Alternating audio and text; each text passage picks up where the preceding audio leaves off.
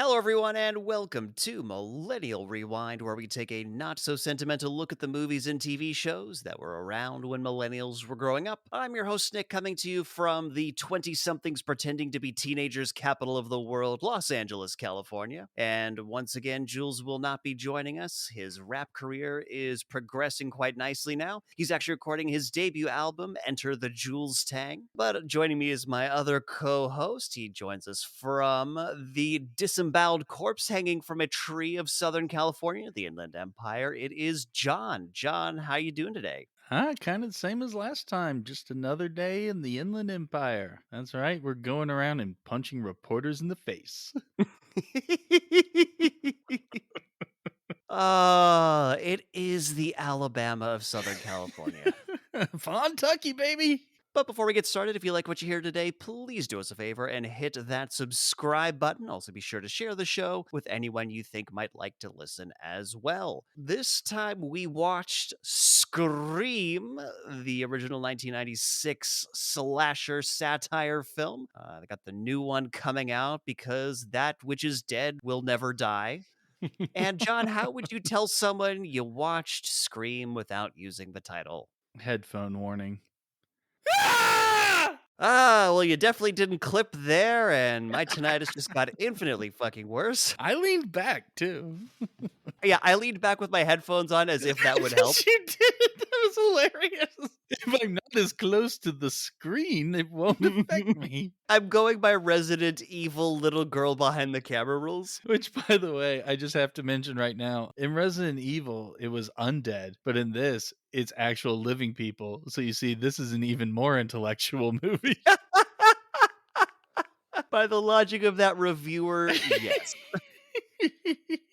Oh, God, that review is just burned in my brain. I'm never going to be able to forget it. Nick, if you were given the opportunity by the producers of this film, what else might you have used for a title? Okay, so I have three options here, two for the producers and one that's just for me. The two for the producers, I have Ghostface in the Shell and three simple rules for slaying my teenage daughter. I think they would have gone with the second one. Ghost in the Shell, while popular, there was no way it was widespread enough at the time. And the one that's near and dear to you? Yeah, so this is contemporary to me and to my recent experiences with the film. Scream at how bad Pluto TV is. Holy fucking shit. I started watching this on Pluto, and at the second unskippable commercial break, I went and rented it off of Amazon. I went and bought it. I just as a Oh, giant shit. fuck you, I dropped the $15 it cost to buy it on Google Play because I was so fucking fed up with Pluto TV. Holy shit, the ads are often and too many. Fuck Pluto TV, fuck it to death. Hopefully Ghostface will stab you soon. Anyways, with that rant out of the way, John, what was your experience with Scream growing up? Well, I was in high school at this point, but we weren't quite old enough to see it in the theaters on our own, so we did have to wait for home release. It was really big. Everyone loved it. There was a lot of stuff we didn't quite get, because meta wasn't a term, but, film within a film and all of the references that were there. We hadn't, of course, seen that many. Even then, as high schoolers, we got what they were going for, a horror movie about horror movies, and it uses the cliches, points them out, and still uses a lot of them just in a different way where it makes sense. Same sort of stuff I was saying about She's All That back then and those crappy high school movies. It's very self-aware. It is very self-aware, so much so that it's aware of its own director Yep. and his body of work. We'll definitely get into that. Directed by legendary horror director Wes Craven. Didn't write it, but directed it, and it references A Nightmare on Elm Street early and often. So I watched this as well. So I was in high school, obviously didn't watch it when it came out because I was still very much a single digits child. I don't think my parents would have let me see this had they even been aware of it. But it was, of course, even in South Africa, a classic horror film. Everybody saw it, everybody knew it. When Scary Movie came out, obviously the references there were appreciated, but I saw Scary Movie before I saw Scream. Oh, wow. So did this Yeah. have like the airplane 0 hour effect to you? It has been so long since I've seen Airplane. Okay, well, There was this super serious movie called Zero Hour that came out long before, black and white film, totally straightforward, in which former military pilot Ted Stryker has PTSD and because of the crew and many passengers getting sick on a commercial flight has to go and land it. They basically pulled that script and added jokes. Like the name is the same. There are complete sections of dialogue that are the same. It is so similar. Their lawyer said, you know what? This will fall under parody. You're cool. But they bought the rights to Zero Hour anyway, just to be Just in safe. case. Wow. Yeah. You ever been in the cockpit before? A hospital. Doctor, what is it? And airplane's so good, your mind is filling in the jokes, even though they're not present here. The only major change I could think of is in Airplane, you have the two guys and like one of them's sick and it's like, oh, I speak jive. In Zero Hour, it's a drunk Irishman. That's Like they fucking just fantastic. updated that for the times, basically. I haven't seen Scary Movie in a long time. Having now seen Scream, it would be good for me to go rewatch it just because it's probably on that same level. So yeah, I watched it in high school, watched it in boarding school. My friends were probably like, "Oh fuck, you haven't seen Scream? Unacceptable. We're gonna rent it from the video store. We're gonna watch it." Disappointing. Yes, it was very disappointing to them. It brought out your friend's inner Sorbo. Like Kevin Sorbo Yeah. from Disappointing. oh boy, his latest career has been interesting. That was from back during Hercules, though. So anyway, But yeah, so watched it, and this was when I was still a colossal scaredy cat about horror films. I was going through my desensitization process, and I saw this. I remember being scared by it. I remember not sleeping well for like a week or so because I was just scared of it. I had not watched any of the movies it was referencing. I did not appreciate any of the satire at all, though I didn't get any of the references. I was just like, oh, he's gonna stab them. you definitely need to have at least a passing baseline understanding of American horror films, especially the slasher genre, to really appreciate this movie. Which I have now. So during my most recent watchings, I have appreciated it much more. I've also been reading a book about the era in which those movies came about. Listener and John, if you haven't read it yet, there's a book called Shock Value, which kind of talks about the transition from old horror, which is,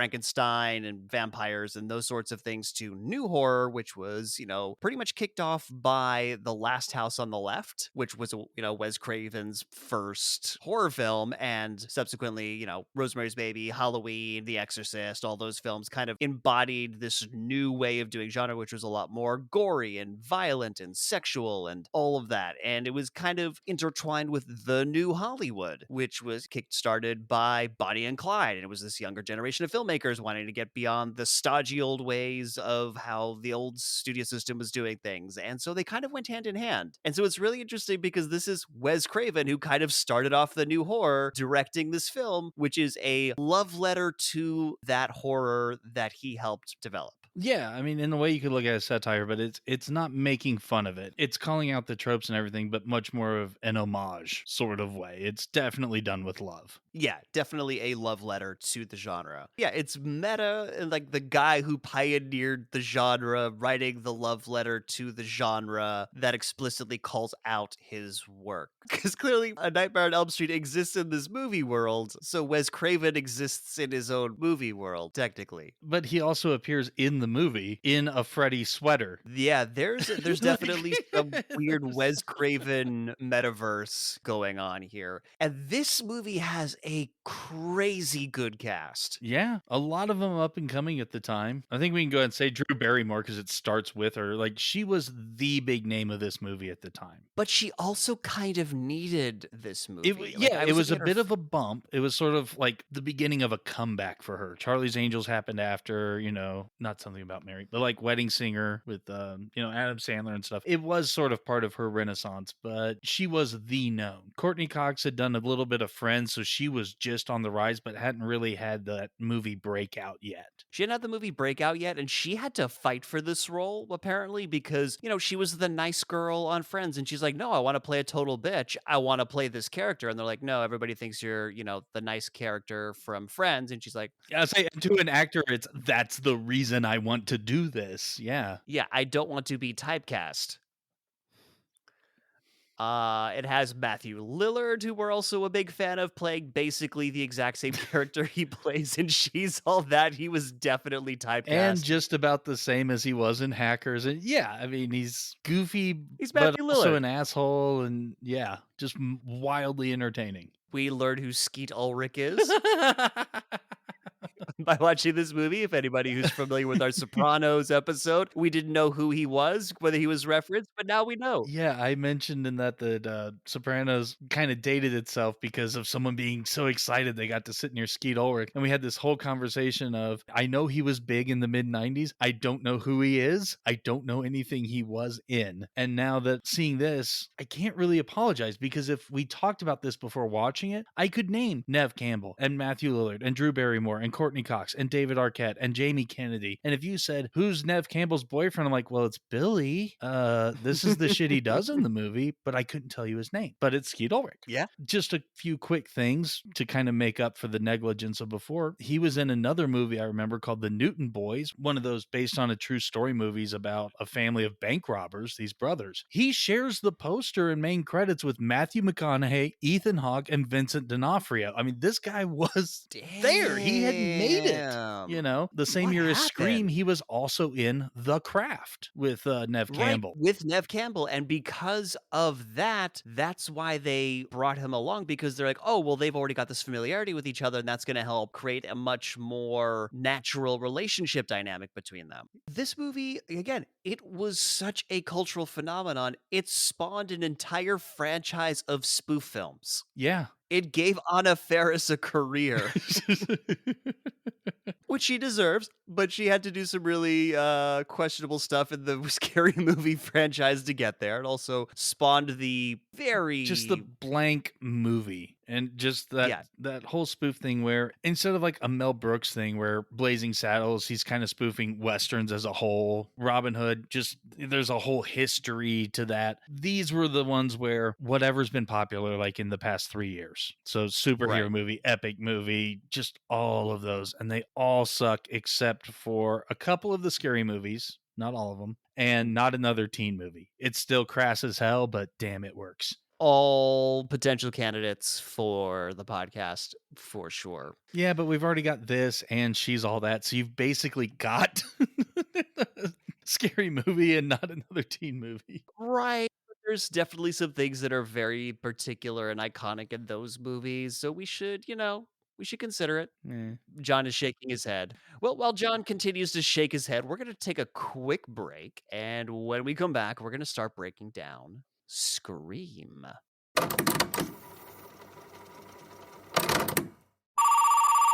Hello? Hello, Drew Barrymore. Do you like scary movies? Who is this? Don't worry about that. No, you're a strange man calling me up in the middle of the night asking me about my movie preferences. I'm going to worry about that. Hey, is that popcorn? I mean, it's like you're cooking on a stove, but microwave bag at the same time. It's called Jiffy Pop, and I'm hanging up, creep, okay? Don't call here again. If you hang up, I'll fucking kill you. Excuse you? What did you just say to me? I said, if you hang up that phone, I'll cut you like a goddamn fish. What was that sound? That was the Mossberg 500 pump action shotgun loaded with Dragon's Breath incendiary shells, bitch. Yeah, this is real California. We got a bunch of guns. Do you have a gun, Mr. Guy on the phone? I have a really big knife. So you don't have a gun. No, hey, aren't incendiary shells illegal in California? Yeah, that's not gonna matter to you after I let you the fuck up. Ooh, is that you hiding in the bushes? No, I'm by the fence. Definitely not in the bushes. Yeah, that's you. Ooh, that robe looks super flammable. Ah! Ah! Yeah, burn like a little bitch. Oh man, my popcorn burned. Ugh, I have to make a new one.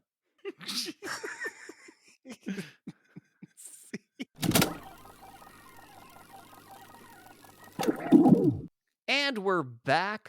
John's I'm still not shaking shaking his my head. head. I'm not ready. Okay, and action. And we're back. And we're gonna start off with The most 90s opening title in the history of anything. My note here is this movie gonna ask me if I would steal a car? That hasn't quite happened yet.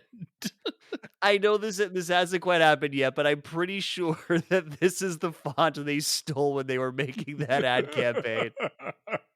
For anybody who's not doesn't know what we're talking about, there was this anti-piracy ad campaign in like the early 2000s, like you wouldn't steal a car, you wouldn't steal a handbag, you wouldn't steal a movie. Piracy is theft, and it's just like fuck you, we're going on Napster anyway. And even that, since we're already talking about spoofs, was spoofed brilliantly in the IT crowd. If Jules was here, he could recite the entire thing because it starts the exact same way. And then it's like, you wouldn't shoot a policeman and steal his helmet and send it to his widow. Like it just goes insane.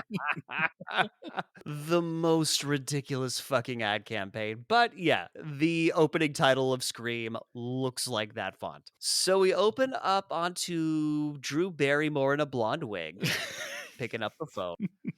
And man, this movie is going to be a nostalgia trip of technology that we no longer use, such Oh, as yeah. the wireless home phone. We're just going to Yes. start off in the opening shot. And there's a guy on the phone. He wants to know who he's talking to, asks who she is. And she's like, yeah, you got the wrong number, hangs up. Dude calls her back and says, look, I really want to talk to you. And she's like, hey, they got 900 numbers for that. The very first part of this scene is a bit too cheesy. You know, it's more cheesy than I remember. And I just kept wondering why she didn't get angry sooner. Because she just keeps having this nice, light, almost Yeah. flirty conversation with a total stranger. Yeah, it's really weird. And by the way, this is when you think of Scream, you think of this opening scene. Like this is the iconic scene from this movie. Is this opening with Drew Barrymore? Now, weirdly, I remember this voice being a lot raspier. And maybe that's a product of the sequels and just the many, many spoofs and references that have happened later. I think it's the spoofs cuz I think they consistently use the same guy for the voice. Yeah, it's the same guy for the whole series. That's what I was going to get to, actually, because Yeah. you know, later in the movie, it's revealed they're using a voice changer, but they actually got a voice actor to do this. And even though Yeah. IMDb says this is what he's most known for, I disagree, and I think he is better known as Mojo Jojo. He did Mojo He is Jojo. Mojo Jojo.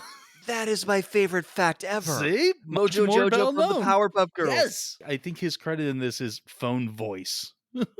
Yeah, he is later credited as Oh, Ghostface. okay. So in later movies, he gets his due. But yeah, so it's a guy. He's on the phone. He's talking. Keeps getting hanged up on. She puts some popcorn on the stove, and what the fuck? This is such an American thing. I've never seen this kind of popcorn outside of America. It's Jiffy Pop. That brand is basically the only kind anyone knows that is this way. You have your microwavable bags, and then you have make your own popcorn. This comes in its own pan with foil on the top that, you know, expands. Yeah. And apparently, like when the top fully expands or whatever, that means it's done, basically. But yeah, Jiffy Pop is totally a thing. I've never myself had it, but Yeah, I make my own popcorn, so that's why, and then the phone rings again, and she asks for her name, and so instead of hanging up being like, "Okay, there's clearly a creep," she, like, keeps talking to him, as we mentioned. again, I don't get why she's not getting upset by this, but she is at least being smart and not giving out her name, but she's doing it in kind of like a teasy, why you want to know my name sort of way. So it's Mhm. irritating. Yeah. She's apparently gonna be watching a scary movie on video, continue with the parade of technology we no longer use. And man, as somebody who grew up in an extremely paranoid household, this was triggering. Paranoid for good reason. South Africa was a very dangerous place. We grew up with a lot of security measures. So listening to her just like casually chatting about what she's doing to a complete stranger on the phone was like,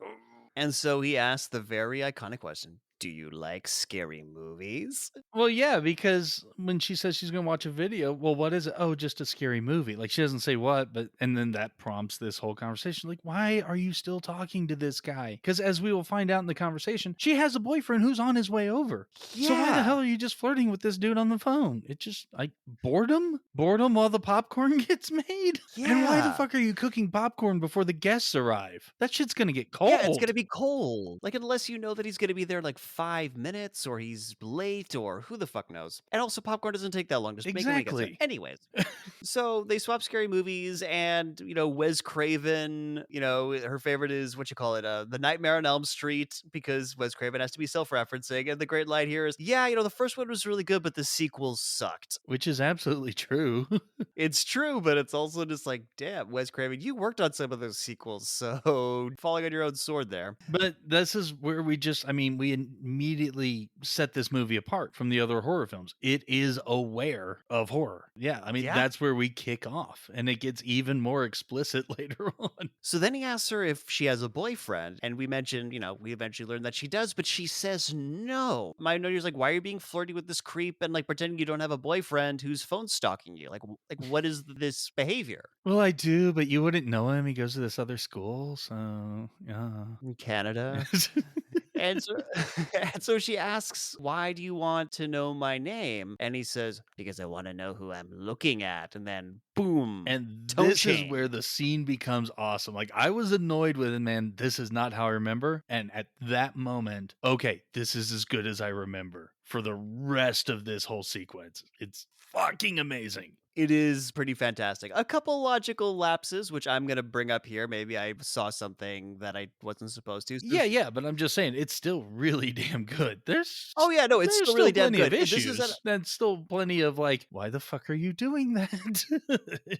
a lot of this movie is why the fuck are you doing that? Even though this movie calls out a lot of why the fuck do they do that in horror movie behaviors, it still indulges in them. Sometimes self-awarely, other times not so self-awarely. So she goes and she turns the light on the back porch where the pool is, pinning that. She hangs up on him a few times for popcorn is now smoking, so that's been ruined. And calls her back one last time and says if she hangs up again, he's gonna gut her like a fish. So shit's getting real now. And he drops her name. It's like Lonnie. I haven't heard something real in so long. Oh my god.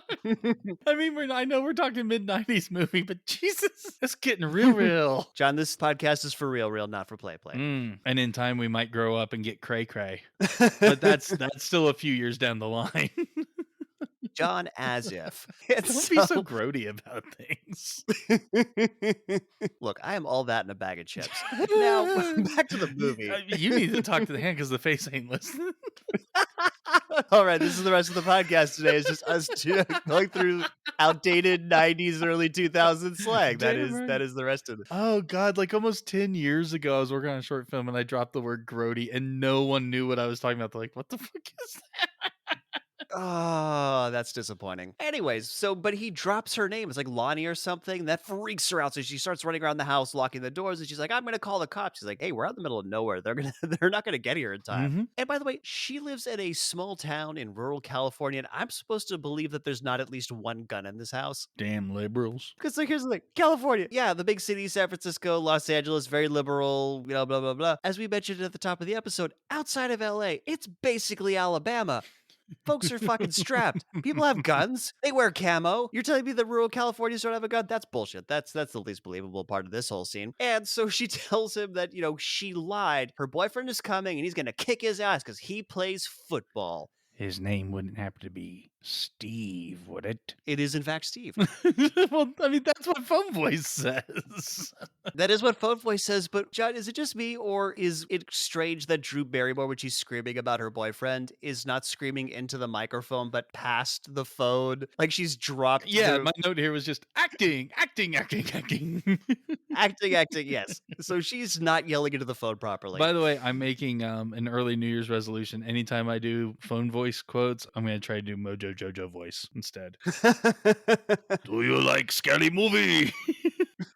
Curses.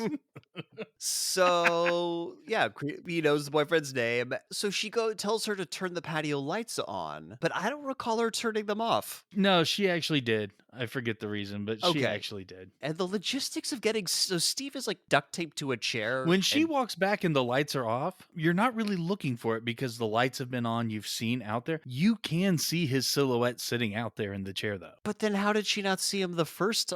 He wasn't there the first time she turned the lights on. He wasn't there. The lights went out, and apparently during this phone call, they dragged the chair over into place. Yes.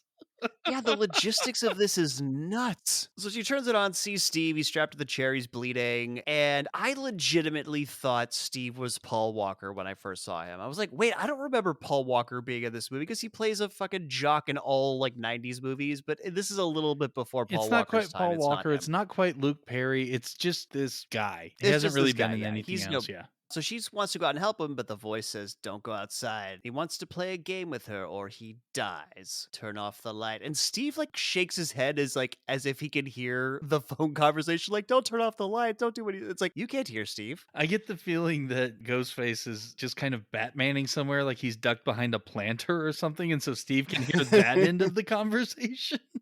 It's entirely And that's why he possible. needs the lights turned off so he can scamper around to another area of the house. Scamper, yes.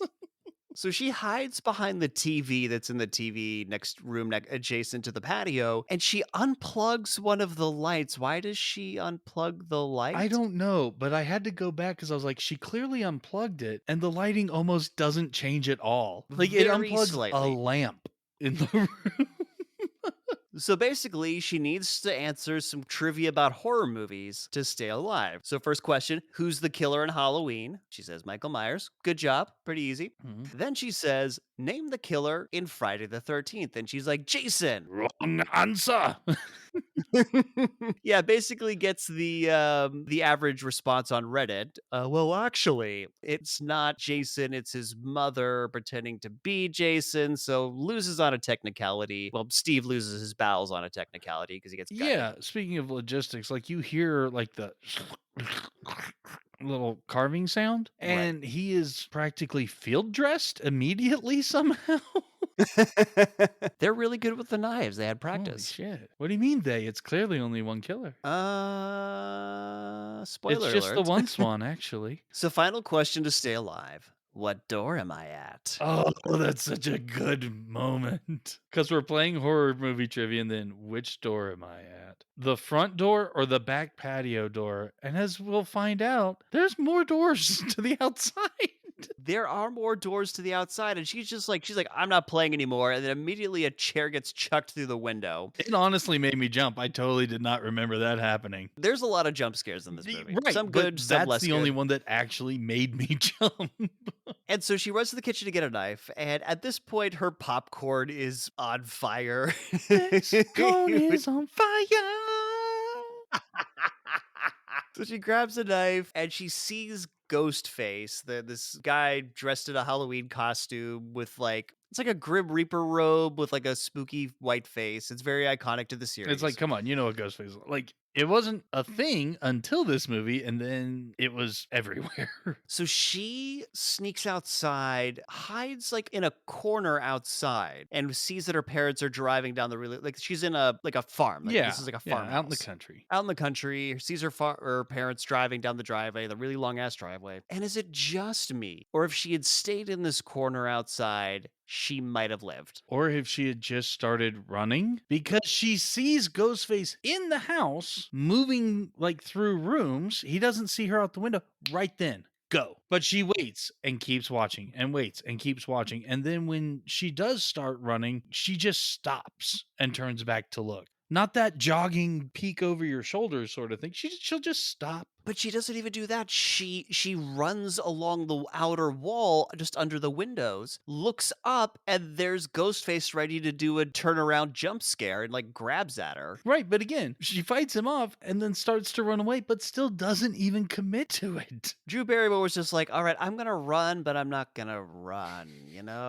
This is a late shoot. I'm Yeah, but tired. part of it was that, again, she's the known quantity, so you don't expect her to actually get caught and get killed. That was, this movie opened with a big twist for its time. Yeah, it kind of did a Psycho. Apparently, it's because she was originally supposed to play Sydney, but then her schedule changed and she could only commit to a short part, and so it kind of worked out this way.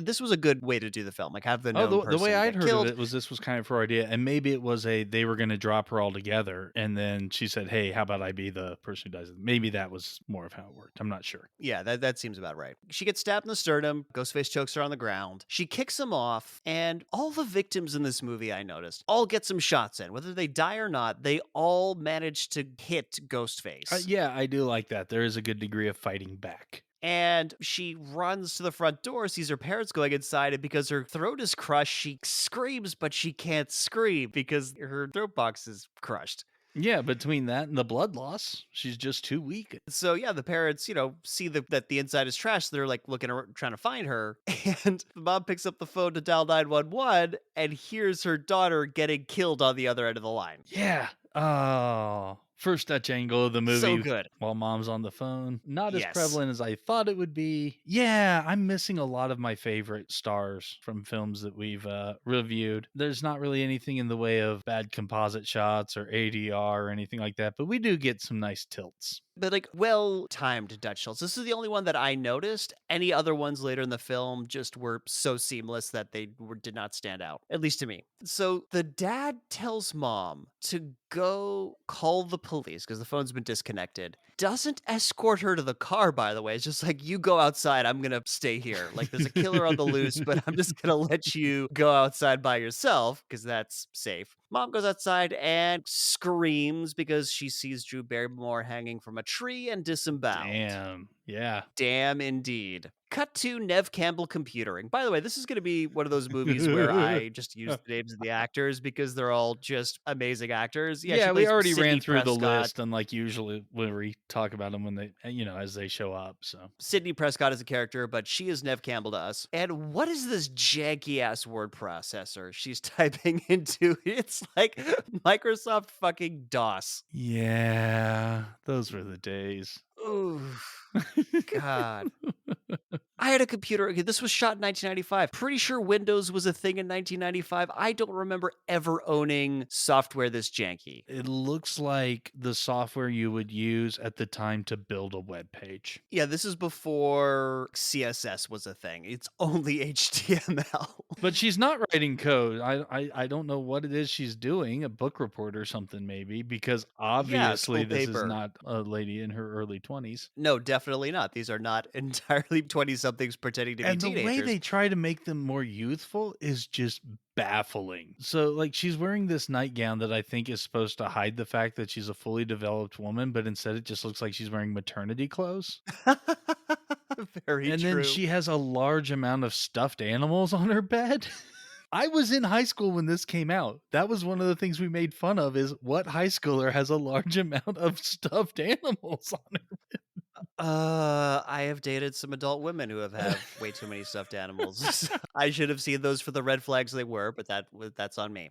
So she hears something outside her window, and we get a Skeet Ulrich jump scare. That's right, Skeet, you've earned your name in this. You're not going to be Billy. Okay, okay. That's right, Skeet Ulrich gets to be Skeet Ulrich, and her dad tries to come You're into just trying to make it so that we remember him. That's what it is. yeah. But yeah, boyfriend climbs in through the window cliche. Dad comes in. What's that noise? But her door is blocked by her closet door, pin in that, and comes in to tell her that, he's going to bed early because he's leaving for some expo. Apparently, 90s dads and movies went to a lot of expos. Yes, I'm off on business conference to business with other business people. But Small Soldiers did the same thing. So like it's not just like business, business, business. It's expo. I'm going to an expo. I'm going to a conference. Because everything was extreme, so we have expo. Extreme 2000. And God, we get such like a 90s list of things. He's like, okay, so just so you know, there's cash on the table because you're going to need money because I can't leave a credit card with you or Venmo you, or I don't have accounts set up on Amazon. And by the way, here's the number for the hotel I'm staying at. You've got the number for the hotel, right? Yes, you're staying at the Hilton. By the This scene is airport. brought to you by the Hilton, by the airport Hilton. And he's like, great. So with dad gone, we finally learn, well, not finally, we now learn why little Skeet Ulrich snuck into her room. It's because the exorcist reminded him of their Yeah, relationship what and he wanted to come the over and fuck? What the fuck? oh, The way these people talk to each other makes no goddamn sense. Because he starts off saying, yeah, I was watching The Exorcist and it made me think of you. What? Well, it was the TV version, so all the good stuff got cut out. And so the first thought is like, okay, so the scene of her stabbing herself with a crucifix, I won't describe it too much, but Yeah, we all know what you're yeah, talking or the about. head spinning around the pea soup, taunting the priest with the yo mama stuff in hell. Like that? Oh, no, no, no, no. Just the idea of the good stuff because we started off so hot and heavy and now it's super tame. They start discussing their relationship in movie ratings. Yeah, the start of the relationship, they were rated R, heading into NC-17, but lately they've just been TV, yeah, edited for edited for TV. TV. And at the end of the scene, it's a good joke, but it doesn't quite work. Where she asks him if he could settle for PG-13, and he's like, "What's that?" And she flashes him. To which I say, that is not a PG-13 relationship because even though it was hidden from us, like hidden from the camera, he got to see him. That makes it not PG-13 for him. It's all a matter of perspective, I guess. But here's the thing. I'm just gonna go ahead and fucking spoil this because I feel like we need to discuss the many red flags Okay, that come yeah, from I Skeet wasn't sure Ulrich's how to handle character. it, but go for it. Skeet Ulrich is one of the Yep. killers. There's a later scene where it's like, once you know this, how much more obvious could they get? And I didn't know whether to bring it up or not, but I'm on board. We'll just call shit out as it goes. Spoilers for this movie from, 25 years ago. This is a giant red flag. This is one of many red flags from his character. Coming over just to talk about our relationship vis-a-vis movie ratings because I wanna fuck. Yeah, again, as I said, people don't talk about this, but it does kind of set the precedent for how much they do speak in movie references. And this is one Yes. of the more ridiculous ones. So once that's out of the way, if you're on board, like the rest of the movie can flow really well. I mean, this is an almost 2 hour movie. It really doesn't feel like it. It moves very It nicely. really doesn't. So heavy petting ensues, and he tries pushing her boundaries because, yeah, she has a no underwear Yeah, rule, and he yeah. tries to. Maybe we can do some over the clothes stuff. Yeah, but he tries to go under the clothes. Another red flag, and she very quickly throws him out. And he says on his way down the ladder, I was only half serious about the sex stuff. Another red flag, you are absolutely serious about the sex stuff. You want to have sex, and you're just too chicken shit to come out about it. And by the way, this ladder goes down like 4 feet, right? Like this is clearly a set, and he Okay. doesn't I go was like, all the no, way she's down on because like her room's on the upper level of the house. But no, I get what you're saying. Yes, yes, this yeah, is it clearly looks a like he set. gets off the ladder halfway down. He looks This like is he's a step stool. This is the 90s, so that means they got a really good deal on the long but not quite a bench thing for step aerobics. And you could add okay. like an extra height to it. There was some shit on the base you can add. That's what this is. And then it's just like that. You have a low wall and I'm miming going down the stairs sort of thing. That's the ladder. Legitimately, it looked like he started walking on air as You he don't even like see what's like supposedly the ladder. He just comes in through the window. So, cut to the high school surrounded by cops and reporters. We get our first glimpse of reporter Courteney Cox sporting her Rachel haircut. Mhm. Definitely was not jealous of Jennifer Aniston's fame. Don't worry about it. Then Rose McGowan jump scares Neve Campbell on her way in, their BFFs, and tells her that Drew Barrymore was found dead. They don't know who the killer is, and the cops are going to be interrogating everybody at the school. Yeah, Rose McGowan and everyone else in Neve Campbell's circle of friends are absolute assholes. Okay, everyone else I can get on board with. Why is Rose McGowan an Well, asshole? because they're supposedly best friends, and she does refrain from saying when your mom was killed, Right. but it starts off where it was like, oh, Drew Barrymore and her boyfriend got killed last night. And Neve Campbell's response is like, oh my God, I sit next to her in English. And the response is, not anymore. And I was just like, Jesus, especially knowing Sydney, Nev Campbell's history and how it's we're coming up on the anniversary of her mom's murder. And so she's like, well, Yep. not anymore. I mean, it's crazy. There hasn't been anything since, well, It's like You know. you are a horrible friend. You are a horrible friend, and that's coming from me. I mean, you're first of all, you're not a horrible friend. And second of all, um I feel wow, we've moved on from Santa Claus that fast. All right, cool. he dropped off Black All Dynamite, right. and Yep. I'm gonna say that All counts. right. I haven't seen it yet, but the fact that you came out all the way to drop it off.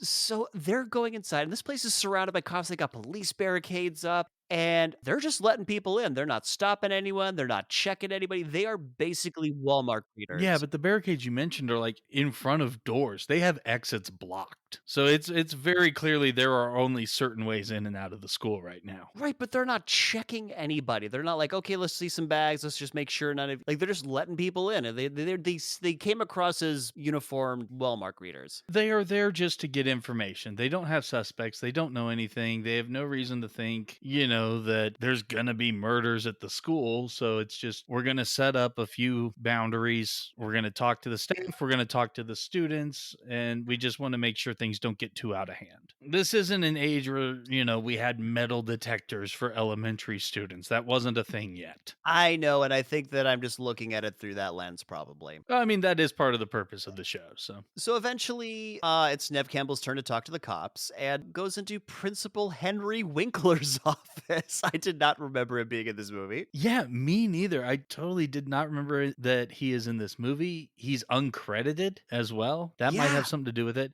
uncredited. But just because I really love this movie and it's so few and far between of shit to make fun of, I have to call out the classroom. I Okay. went back to look at like the blackboard and everything. Maybe there's little clues or hints or whatever. And there's not. It's generic classroom shit, except there's a list of people on the board who have not turned in their assignments yet. That doesn't happen. And the names aren't of prominent people. I was like, oh, here is a list of names of students. Like maybe this is a clue. This is the order they're going to get bumped off in. No, nothing. So boo on this movie for a lack of compelling set design. Damn, that is very nitpicky. Yeah. Yeah, it is.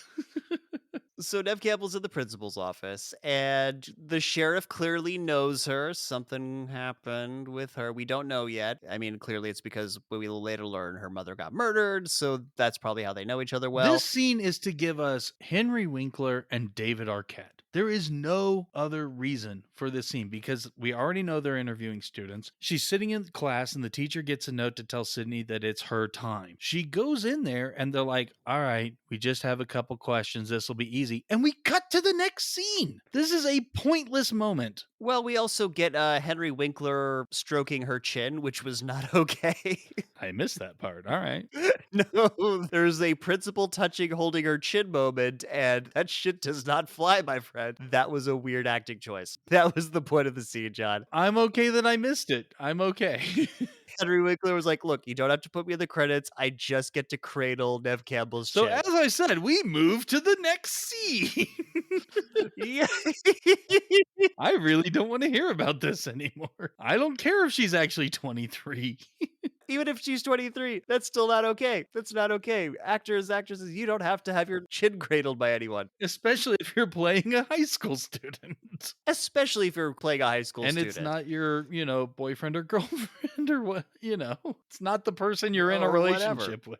So outside, we meet the rest of the Scooby Gang, literally because we have Matthew Lillard Yep. here. We also meet Jamie Kennedy, plays oh, what's his character's name? Because it is actually important to a running theme in this. God, I can't remember. Anyways, we'll I can't figure it remember, out but at it's some Jamie point. Kennedy, and he's one of those actors which I don't know why, but I never liked. Interesting. Has he always played an asshole, or No, I don't know because there's just something about him I never liked. This was even to a greater extent with me with Bill Paxton. Like I would hear he's in a movie and I'd be like, ah, fuck that. I don't want to see that. But everything I've seen him in, I've really liked and I can say he does a good job. Like if you hate the character, it's because they're doing a good job. It's nothing against the actor. I've Right. always enjoyed the roles they've done, but for some reason, I just kind of tune out when I hear they're in something. It's really weird. I don't know what Wait. this is about. You don't like Bill Paxton? I eventually grew out of it, but for the longest time, it was like I'd hear, oh, there's a movie with Bill Paxton. I'd be like, I don't want to see it, even though I love movies with Bill Paxton and his performances like Aliens, Tombstone, whatever. A Simple Plan, fucking Sam Raimi movie. Just for some reason, Well, I'm glad you got over it because I was the total opposite. Anytime I heard Bill Paxton was in something, I'm like, sign me the fuck up. I love me some Bill Paxton. Yeah, that's me with like Bill Murray and Kurt Russell. Like if I hear that name, I will at least give this a shot. I don't give a fuck what it is. I don't care if this is Guardians of the Galaxy 2. That was all right. Not as good as the first one, but So we also have Skeet Ulrich's out here, Neve Campbell's out here, Rose McGowan's out here, and Matthew Lillard and Rose McGowan are talking about how the killer couldn't be a woman. Well, he says the killer couldn't win because only men are strong enough to move the body, and they have that killer instinct. and so she's like, "Well, so you basically have to be able to think like a man." It's like, "Yeah, but they were basically field dressed." And so to be able to do that and gut someone, and yeah, it's the rhetorical of like, how could you gut someone? And he starts explaining it. Very literally. Yes. Where you place the knife, how you move it, how you get the guts out. And spoiler alert, he's one He's of the the other killers too. killer. He's the other Yes. killer. Matthew Lillard is the other killer. So he's just like, And Skeet is flashing in some dude, shut up eyes. Like it is so obvious once you know. And I'm mm-hmm. just wondering how we were ever surprised by the twist. Because the acting and directing was so good. As a yeah, he Skeet's not overt with his shut up face. And Lillard, again, that's kind of the character he'd already played before and plays since, where he's just super hyper, no filter, just bouncing everywhere. And he commits to it through the rest of the movie, so this doesn't seem that out of place. Except for No, the not fact at that this all. is the first time you're meeting this character. Exactly, yeah. And so the group kind of goes around, starts accusing each other of being the killer. Matthew And Lillard that's where and we get all the alibis. get all the So alibis. Yeah, Matthew Lillard was supposedly with Rose McGowan, but then I'm like, okay, so only Skeet Ulrich killed what's her face? That doesn't seem likely. apparently, yeah. Jamie Kennedy was at the video store where he works. We also learned that Matthew Lillard used to date Drew Barrymore. Yep. So there's your motive right there already. Yeah, because she had dumped him right before dating Steve. And he totally gives that, "No, no, I dumped her, man." Also, Skeet Ulrich is noticeably quiet during this whole thing. He does not offer up an alibi. Yeah, I think Neve Campbell mentions how he came over. Like, they get that he had been over at her house, though. Yeah, but nobody's matching the timelines up. It's No. so Nev Campbell can't handle Jamie Kennedy and Matthew Lillard making morbid jokes about murder and walks away. And this is such a great line. Matthew Lillard's like, "Leave her alone." Jesus. I loved it. So back at her house, Nev Campbell talking to Rose McGowan on her wireless home phone again. She's like, seeing all those reporters and cops made her think about some event that is yet to be revealed. It'll be revealed in about like 2 minutes, but also we need to know that Rose McGowan is coming over that night. And she's talking and she's like walking through the house. And my note here is, what the fuck is this old timey wall phone doing in their kitchen? I didn't notice it, but describe it because I might be able to have some insight. It is like a 1910s, 1920s wall wooden box phone with the funnel mouthpiece and Okay. the earpiece. I had a friend who had one of these, but that was just the aesthetic. Like you still had the earpiece and you talked into the funnel, but it was still touch tone. Like it looked like it had a rotary on it, but those were just buttons that you pressed in a circle. No, this was totally antique. It was Okay, so probably you just had to like pick up the decoration. earpiece and then go like click, click, click, click, click. Operator, give me number 5-3, please. Yeah, that's right. Because everyone speaks like that. I would like to call Klondike 949. Putting you through, but our switchboard's at the Baywatch Beat House.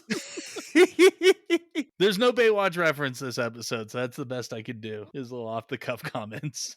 Yeah, there's no Baywatch overlap. It's unfortunate. I thought Skeet Ulrich might have been there, but I no. really thought someone in this cast had to have shown up at some point, but no. No, they were all too good for Baywatch at this point in their careers. Well, I mean, even beforehand, a couple years Yeah. before, because like this year, like again, this was the year with The Craft. Sure, they'd done some TV and some other stuff a little bit beforehand, but this was the year that just about all these people started taking off. So to show up on something in Baywatch, say in 1994, not that out of place, Yeah, you're as absolutely we right. But proved with Carrie Ann Moss.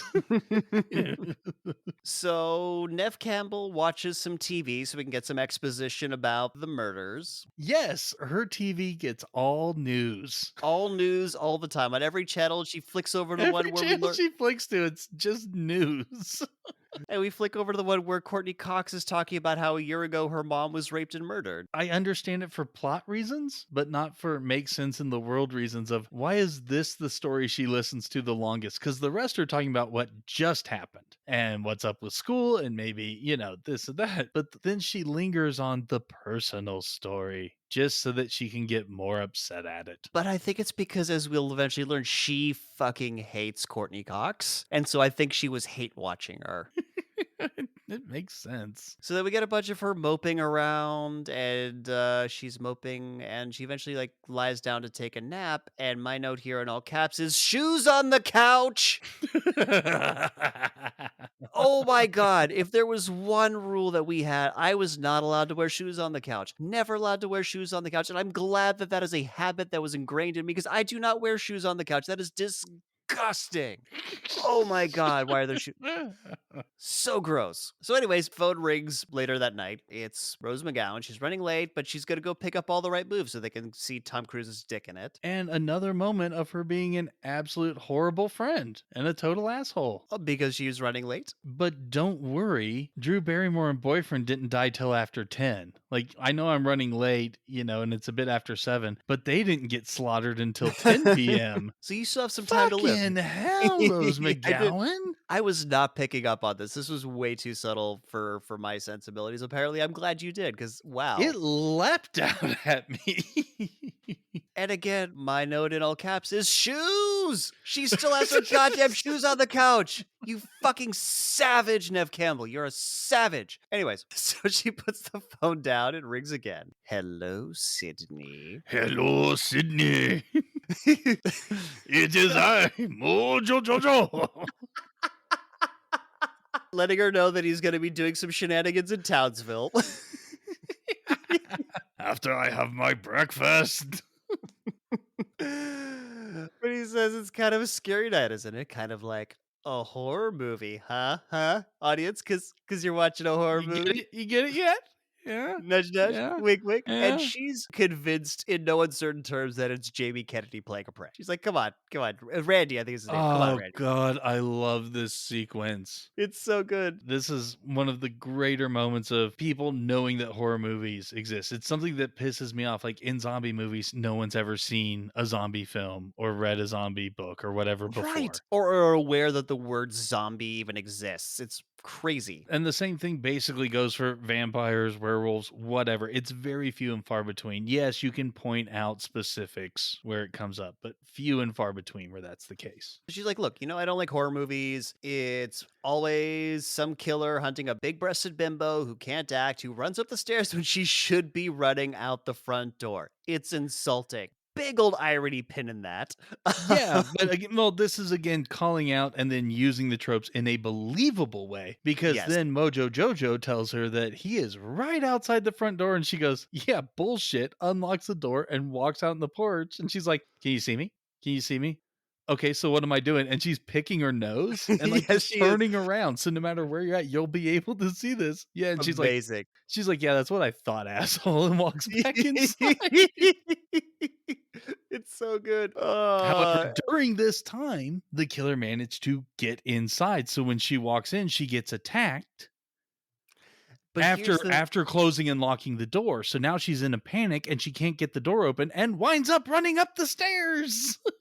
Out of necessity, yeah. It's a great calling out the trope and making the trope work. Yeah, fantastic. It is fantastic. Kevin Williamson, the writer, knew his fucking movies. By the way, quick aside about him. Do you know what the original title of Scream was? Oh, I've forgotten it, and I sure as hell didn't put it in the notes. This was originally entitled Scary Movie. Oh, no shit. Which makes the Scary Movie parodies even better. Yeah, because they're literally using... It's like how they Family Guy called their Star Wars parody. I was gonna mention Julian would have brought up the Blue Harvest Star Wars connection. Yeah, exactly. Yeah. Which I reject your reality and replace it with my own. I refuse to believe that and say that it's because they serve blue milk on Tatooine and they're farmers, so that's where Blue Harvest actually comes from.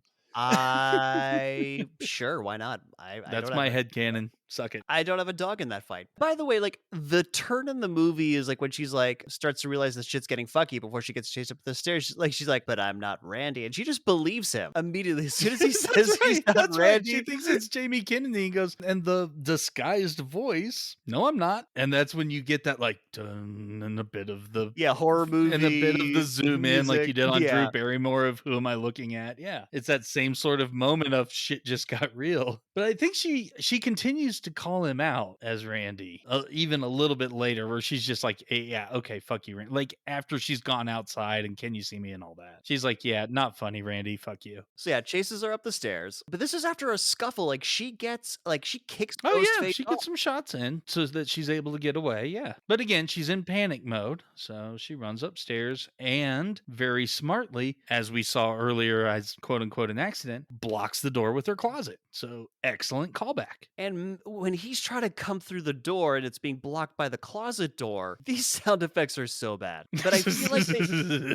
this might be intentionally so because the music in this scene is super retro horror. hmm So I feel like this might be intentional because for whatever reason he wanted this scene because they called out this horror trope and are doing the horror trope. So just like everything's a bit of a throwback is what we're getting at here. I feel like that might have been the case because I think Wes Craven is way too good a director to let that shitty sound in his movie on purpose. Agreed. Well, like by accident. So the phone line is cut. She can't dial 911 from her room, but can somehow. But she can command her computer to dial 911. And there's like the 911 chat room, There's the apparently. 911 chat room, but also if the phone line's cut, the internet's cut because this is the 90s. Yeah, I know, because there was only dial up at this time. There was no cable. There was no high speed, no Wi-Fi, no fiber optic. It was all phone line.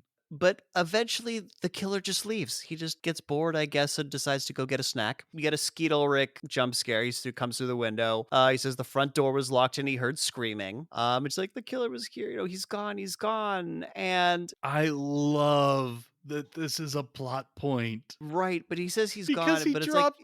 Well, no, he drops his phone thing.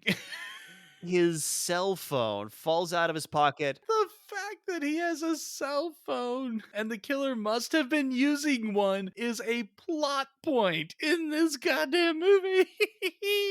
I mean, it is 1996. They were not as widespread. Like 2 years later, like pretty much everyone would have one. Like or more people would have them. But I feel like 1996 teenagers having a cell phone that seems a little extravagant. Mm, You're more likely to have a pager, I But feel. the fact that you're automatically a suspect, and that, as we'll learn, it's incredibly hard to get phone records. Apparently, phone records don't show who called you. Or like you have to go get them, have to go through the papers. Like who the fuck knows? But yeah. Well, that's a bit of a thing where you had to like contact the phone company, and like if it's your line, you could get the records easily. So, and I imagine the police would, but I guess it was a weekend or something because they're not going to get them for a few days. Well, we're jumping ahead a little bit, but But okay, yeah, I'll continue when we get there. Sure. she thinks he's the killer, runs out the front door, and we get a David Arquette holding the Scream mask jump scare. To which I have, damn it, Arquette, you do not handle evidence with your bare hands. Ooh, there's going to be a lot of this called out from multiple people, pinning that for the end of the movie. But yeah, holding it with his bare hands. I mean, they he's got his- establish, he's the new guy and no one in town ever takes him seriously because it's one of those where everyone knows everyone. He was always, the kind of dopey person. So it's real hard for anyone to offer him any respect. But man, when you pull shit like this, you're just making it harder on yourself. And so they arrest Billy. The cops are there. Paramedics are checking out Neve Campbell, making sure she's okay. And the cops want to take her down to the station for questioning. Rose McGowan shows up, basically shows us that her older brother cop is her bitch and says that Yeah. yeah, oh my God. Like, she wears the pants in that sibling relationship. Holy fuck. Basically, like, no, Neve Campbell is staying at our place tonight. No, I didn't ask mom. Fuck you. She's just coming over. Oh, no, no, no. They did clear it with mom because way earlier when they were first on the phone, it was like, hey, are you sure it's cool that I can stay for a long time? Dad's out of town, kind of like I don't want to be here alone sort of situation. Yeah. So as the cops drive away, Rose McGowan's getting into her red Volkswagen Beetle, and Courteney Cox shows up and she tries to question Rose McGowan, who basically tells her to fuck off and drives away. And Courteney Cox takes her anger out on the camera guy by just fat shaming him. Yeah. Just really brutally. Kenny, because she's like, hey, come on, let's go. And then he's not quite there in time to basically see her get told off anyway. So she vents by like, look, I know you're overweight, but when I say let's go, move your fat lard ass. God damn it. The 90s, when you could make fun of fat people. So So at the But police. the cameraman, he's another one of that guy actors. Oh, really? Yeah, Yeah, he his had name's that W. face. Earl Brown, but most recently, Dan Doherty on Deadwood, and Huh. he's been on Preacher even more recently. So he's still around. He's still acting. He was in Something About Mary Huh. as Mary's, how would you say, mentally challenged brother who always had the headphones on. It's the same guy. Crazy. Okay, Mhm. well, I'm glad he's still working. Yeah. Good for him. So now we're at the police station, and David Arquette is questioning Neve Campbell. Apparently, he wasn't able to get a hold of her dad at the Hilton, so that's a little suspicious. Yeah, maybe he's staying at a different hotel, but she just doesn't know what that could be because, yeah. Yeah, she's so shocked by everything that's happened. Like, she's just not phased at all that her dad is not at the place where he said he was going to be. Cut to the sheriff. What are you doing with a cellular telephone, son? Yeah, okay. I mean, Questioning Skeet Ulrich. when he dropped it on the floor and she looked at, Skeet, there was definitely that dun dun dun moment. And I just started laughing. I was like, oh God, the cell phone's incriminating. And this is where it becomes explicit. But he calls it a cellular telephone. Oh John, yeah. I've never heard anyone call a cell phone a cellular telephone unless they were explaining to me what cell phone meant. Right. This is the shorthand version of we have to explain what an EMP is. We have to explain that GPS is global positioning satellite systems, but it's just the shorthand where they use the long form and say cellular. Okay, yeah. I was And, Billy makes the case of, man, people have them. How is this a thing? People have these. And his dad is there like, "Yeah, check the phone records." And the cop's like, "Thanks, Skeet Ulrich's dad. We're handling it. Like, we know how to cop, all right?" Yeah, don't tell me how to do my job. And then Skeet Ulrich's dad almost slaps him up the side of the head when he confesses that he was at Nev Campbell's house more than once. "You are interested in a girl? A teenage boy? You What?" left the house? He's like, I was bored. I wanted to see my girlfriend. So basically, the sheriff straight up asked him where he was the night before. Skeet Ulrich's like, "Look, I didn't kill anybody." And the sheriff says that they're gonna have to hold Skeet Ulrich there until they can get a hold of the phone records and confirm that he was not there. This is the point I was trying to make earlier. Can't you look at her phone records and see the numbers that called her? They eventually do that. No. Well, not hers, but for either her or Drew Barrymore, they do go through the phone records. No, what they find is that her dad's phone called both numbers. But it's not we looked at your records, we looked at hers and saw this same number calling on the at the correct times. It's here's this other suspect whose phone called those numbers. Okay. Yeah, that doesn't make sense. Because movie, that's what we can chalk it up to. I also need to get this nomenclature out of the way. I need to address this. This is a town. This is the Woodsboro Police Department. Yeah, so why are they sheriffs and deputies? I'm cutting you Yes, off thank on that you. question. Thank you, Yes. thank you, thank you, thank you. Not just me. Like if this was like we are the Woodsboro County Sheriff's Office, that would make sense. But I'm like, I'm pretty sure if you're a sheriff, you are do county-wide law enforcement. Towns and cities are done with like the local municipal police department. This movie's mixing this shit up. Yep. Okay, cool. Not just me. I'm not exactly clear on the distinction, on where your jurisdictions are, but yes, they are very separate entities. Police department do not have sheriffs and deputies. They have officers. So outside, it's a media circus. Camera guy Kenny tells Courtney Cox that they're not letting anyone in, but Courtney Cox says, no, no, no, they're gonna let me in. And watching her get blocked by the guy at the door is like, no, you can't go in there. It was just incredibly satisfying to watch. And this movie does not know how going live for a news report works. Yeah, because Courtney Cox is at this moment where she wants to go out,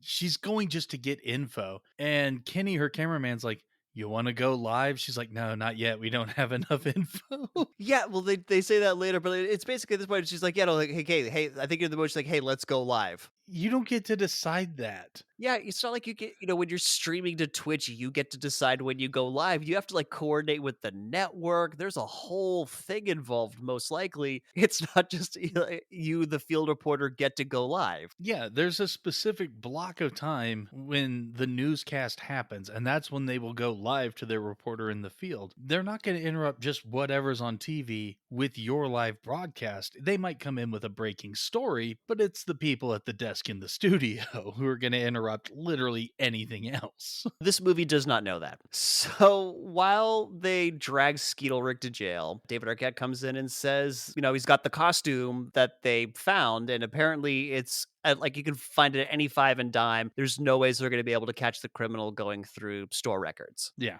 And Sheriff gives us, kids these days, blah. There's a lot of kids these days things in this. With their cellular Their telephones. cellular telephones and their pagers and their rap music. Yeah, this is the kind of guy who in later years would call things the Facebook.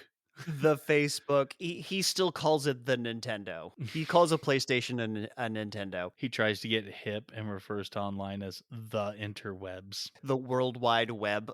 I was on the World Wide Web doing some surfing. That's right. Hanging 10 over the phone lines. Hanging 10 with my digits on the keyboard. Oh, God, I hate myself for even saying that right now.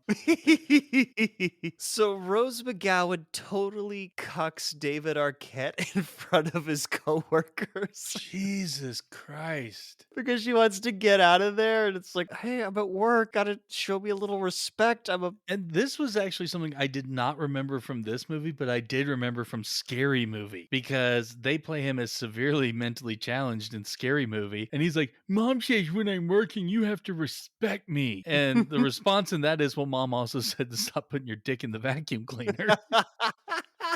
But in this, yeah, it's totally, look, you know the rules. If I'm wearing the badge, I have an authority, and officer you of have the to treat law. me with the respect. And it's so funny because as they leave to go sneak out the back and avoid the reporters, he's like, you did that right in front of my superior. And she says, the janitor's your superior.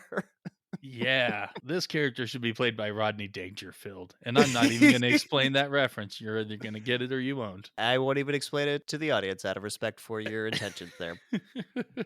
And yeah, poor guy. He's just trying to do his job. He's not a bad guy. He's just a little goofy. Anyways, they try to sneak out the back and they get ambushed by Courteney Cox. Yes, because she is the only one. In fact, it's not even her. It's the cameraman who realizes there's probably another entrance to the police station.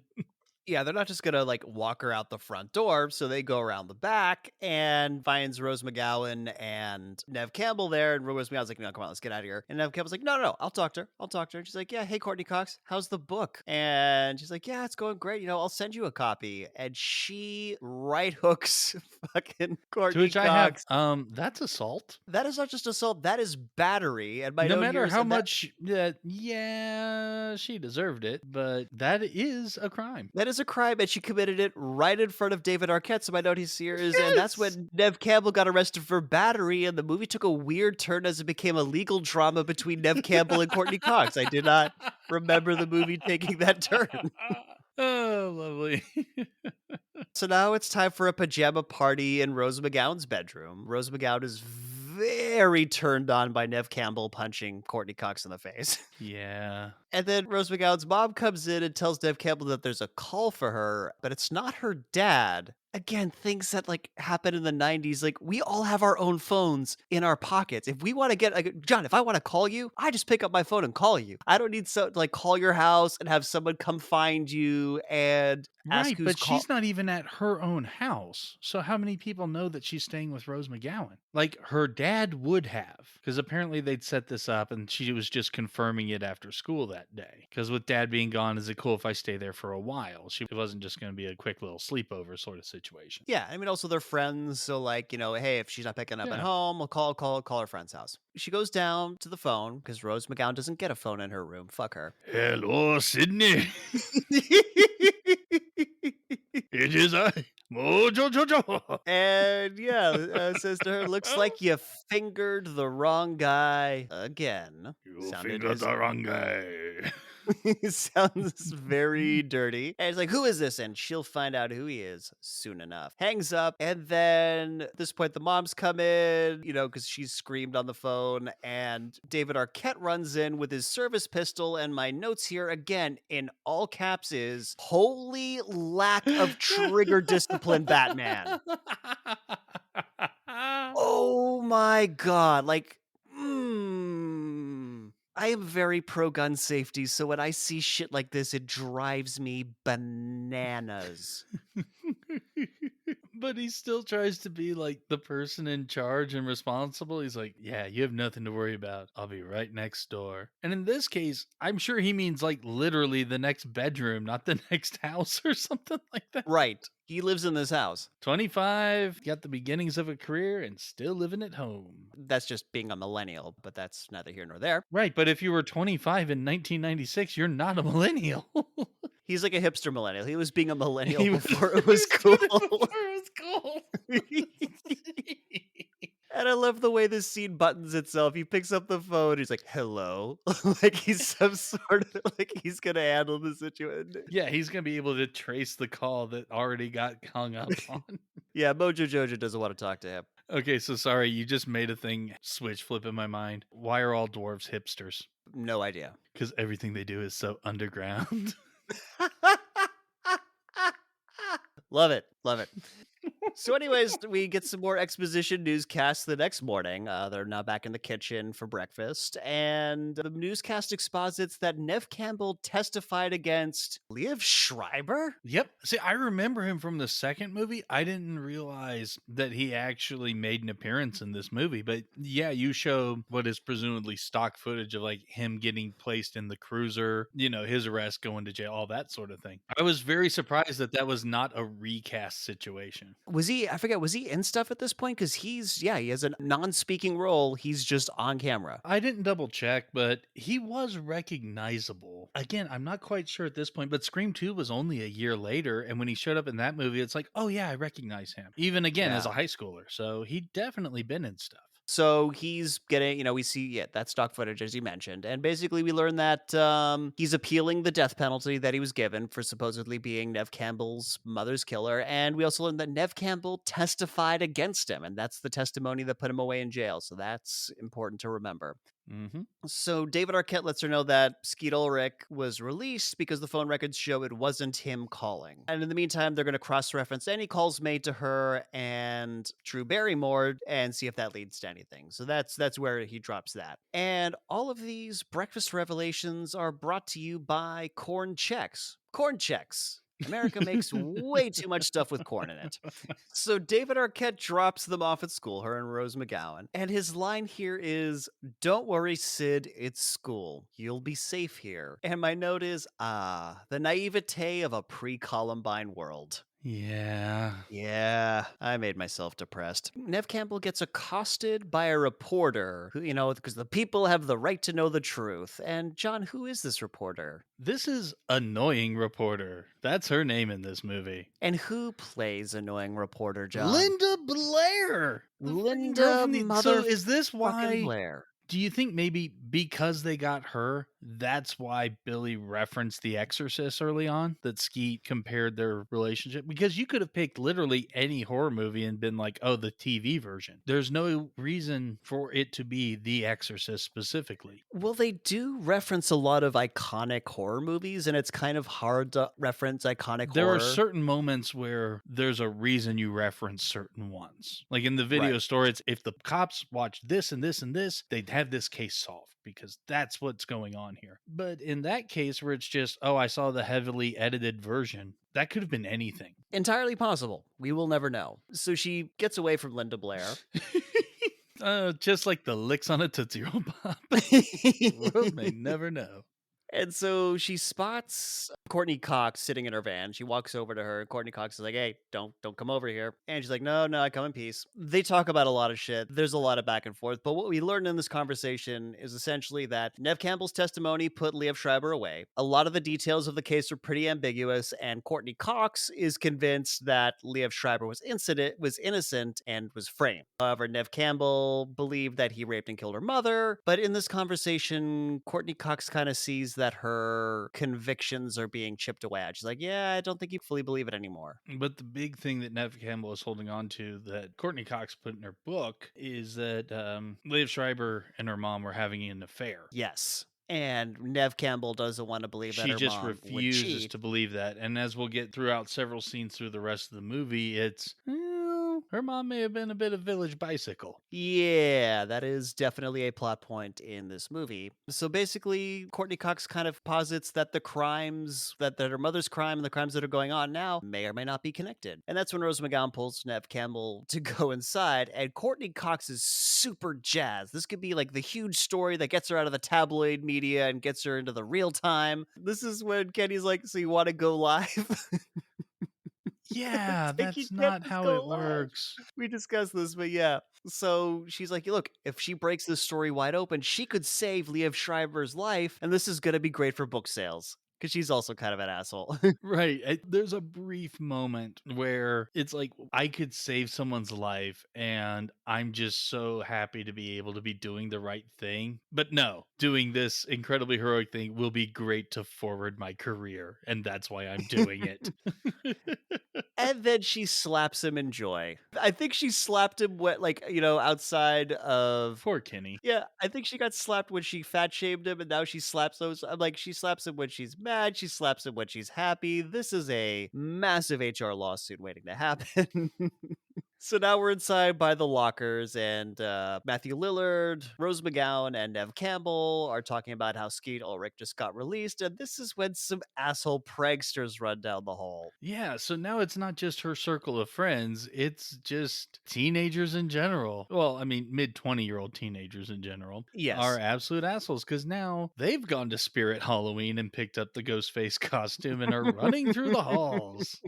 This just triggers her, because she's been traumatized by all this. Understandably so, I must say. Understandably so, she's like, "Okay, I'm just gonna walk away now because fuck all this." Because Matthew Lillard is being very insensitive about the whole thing, and he gets lollipop slapped by Rose McGowan. This was such a great look. She's like Jesus. sucking on a lollipop. She just I takes it and feel she just that like had to have whacks him been in the. improvised. It was too nice and pure of a moment. It's amazing. So then Nev Campbell literally runs into Skeet Ulrich. He Hmm. finds him in the hallway. And this is where we get a parade of red flags for Billy. Oh my god, there is so much that happens in this moment. But the biggest one is her understanding that he's not the killer and he was locked up when that later phone call happened. Yeah. And then he spends the rest of the movie having to prove to her that he's not the killer. Does he though? Yes. But she kind of This accepts it. fact keeps coming up that you think I did it, and way later on, there's literally the line, "What do I have to do to prove to you that I'm not the killer?" It's like it happened back here. What the hell, movie? But anyway, on to Skeet's red flags. Of which there are many, because she's basically in tears at this point about being stalked by a killer, and he's just like, "See, wasn't me, bitch." Yeah, and my mom's not around anymore. We found out that she left, but my mom's not around anymore. So haven't you got over your dead mom?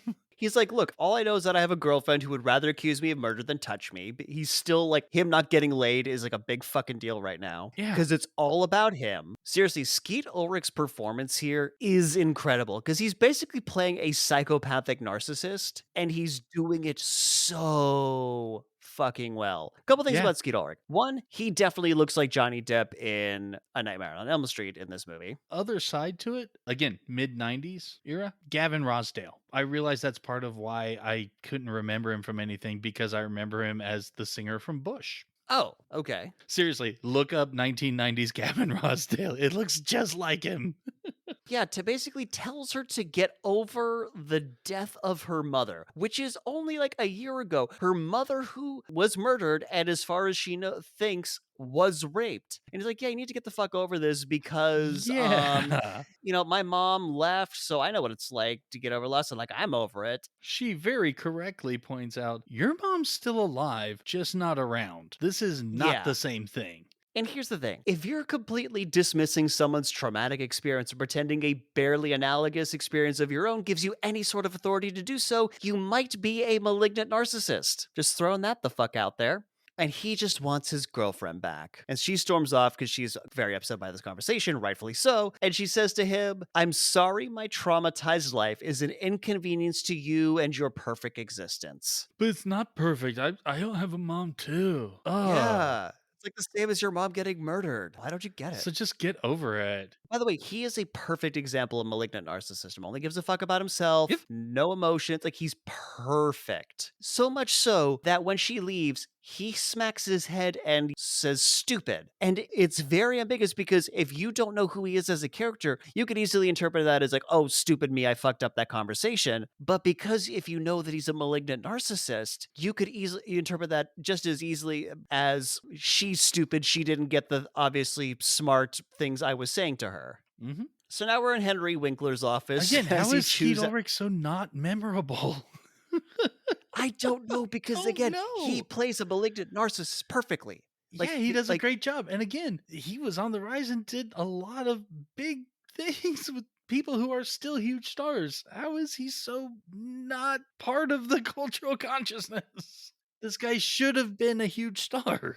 John, when we make it, we're gonna make fucking Skeet Ulrich a big star. That is our promise to you, listener. If somehow John and I sell a script or make a show, Skeet Ulrich is gonna be the motherfucking star. Skeet Ulrich and Carrie Elways. I know that he, has a pretty good amount of attention, but not nearly as much as that man deserves. Damn straight. So now we're in Henry Winkler's office to chew out the pranksters, the two guys running around in the ghost face mask. Yes, another scene you could not make today. No, because he is like pointing fucking sharp scissors at him throughout. And he says, your entire thieving, whoring generation disgusts me. And my question is, did boomers hate Gen X as much as they hated millennials? Oh, every generation it's been kids these days. Right, but I feel like the baby boomers like kids these days to Gen X, and then when millennials came along, they're like kids these days, these fucking millennials. Yeah. Okay, good. And I'm starting to see it now with people a few years older than me talking about how, oh, these kids and their music and they don't know what it was like. And I'm like, that's because you only remember the good stuff that you bothered to keep. There was a ton of shit. And it's the same thing people our parents' age were saying of how you don't understand. And this is what real music or real television or whatever is. And it's the same thing that these people are going to say in another 30 fucking years. It never changes. Where's some terrible shit from our childhoods? We've reviewed it. Not everything is as good as you remember. It's kind of the premise of the podcast. Not every movie from the 70s and earlier was an amazing classic. Just No, the the ones fuck that they weren't. survived, or the incredibly bad ones that are fun to make fun of. My note here also is, wow, Henry Winkler does not take scissors safety seriously because these are giant, like, sewer scissors, like the giant metal ones that you could easily stab someone with. And he expels them. He's like, fuck you, you're expelled. And they start to pull the "that's not fair," and God. He says, not really.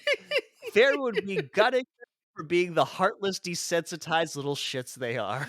Yes, the school principal tells his students that fairness would be for him to murder them. I would have to say no. Yes, they were being dickheads. Yes, they were being irresponsible running around in that costume. That does not mean you deserve to get disemboweled and strung up. Maybe I was a little less sensitive to this because the standards for what teachers could get away with in South African schools would not fucking fly in South Africa. I mean, in America, literally a teacher got up during assembly, like the vice principal, the deputy headmaster. And because, guys weren't following the rules, there was a lot of lack of discipline in the school. He basically said his exact words in a school assembly: fit in or fuck off.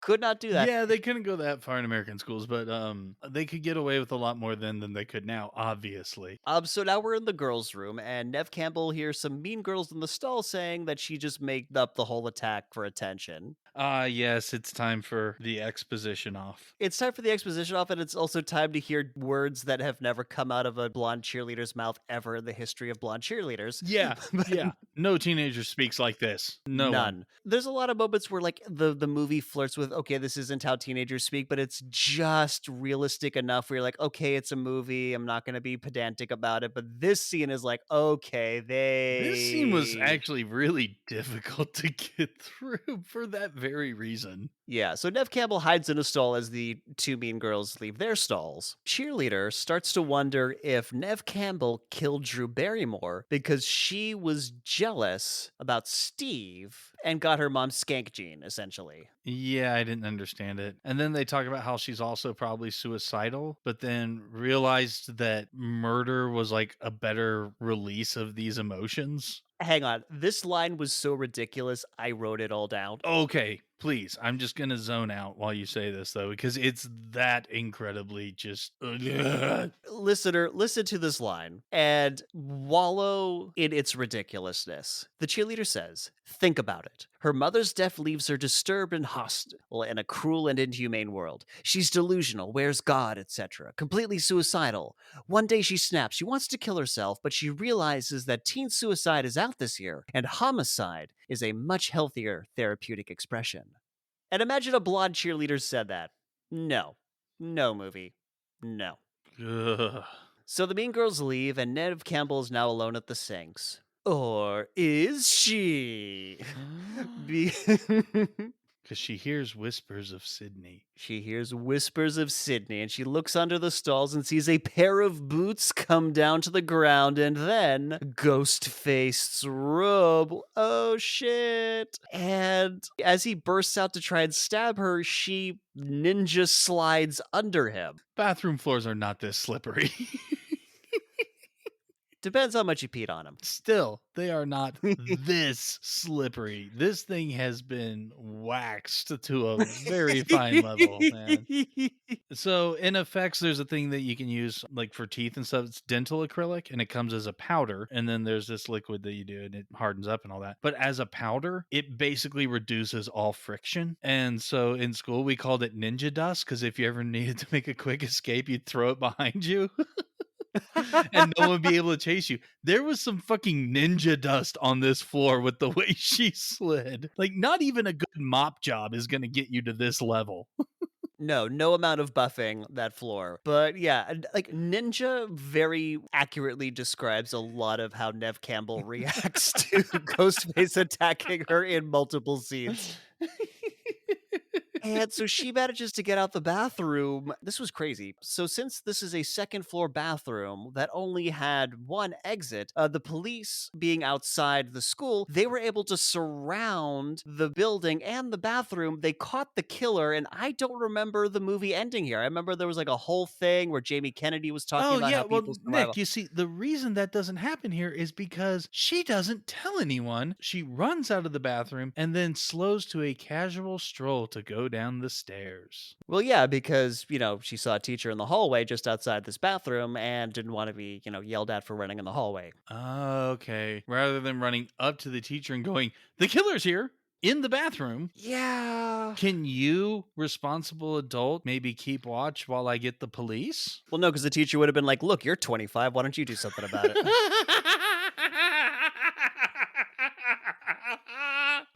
I believe I used the word responsible before adult there.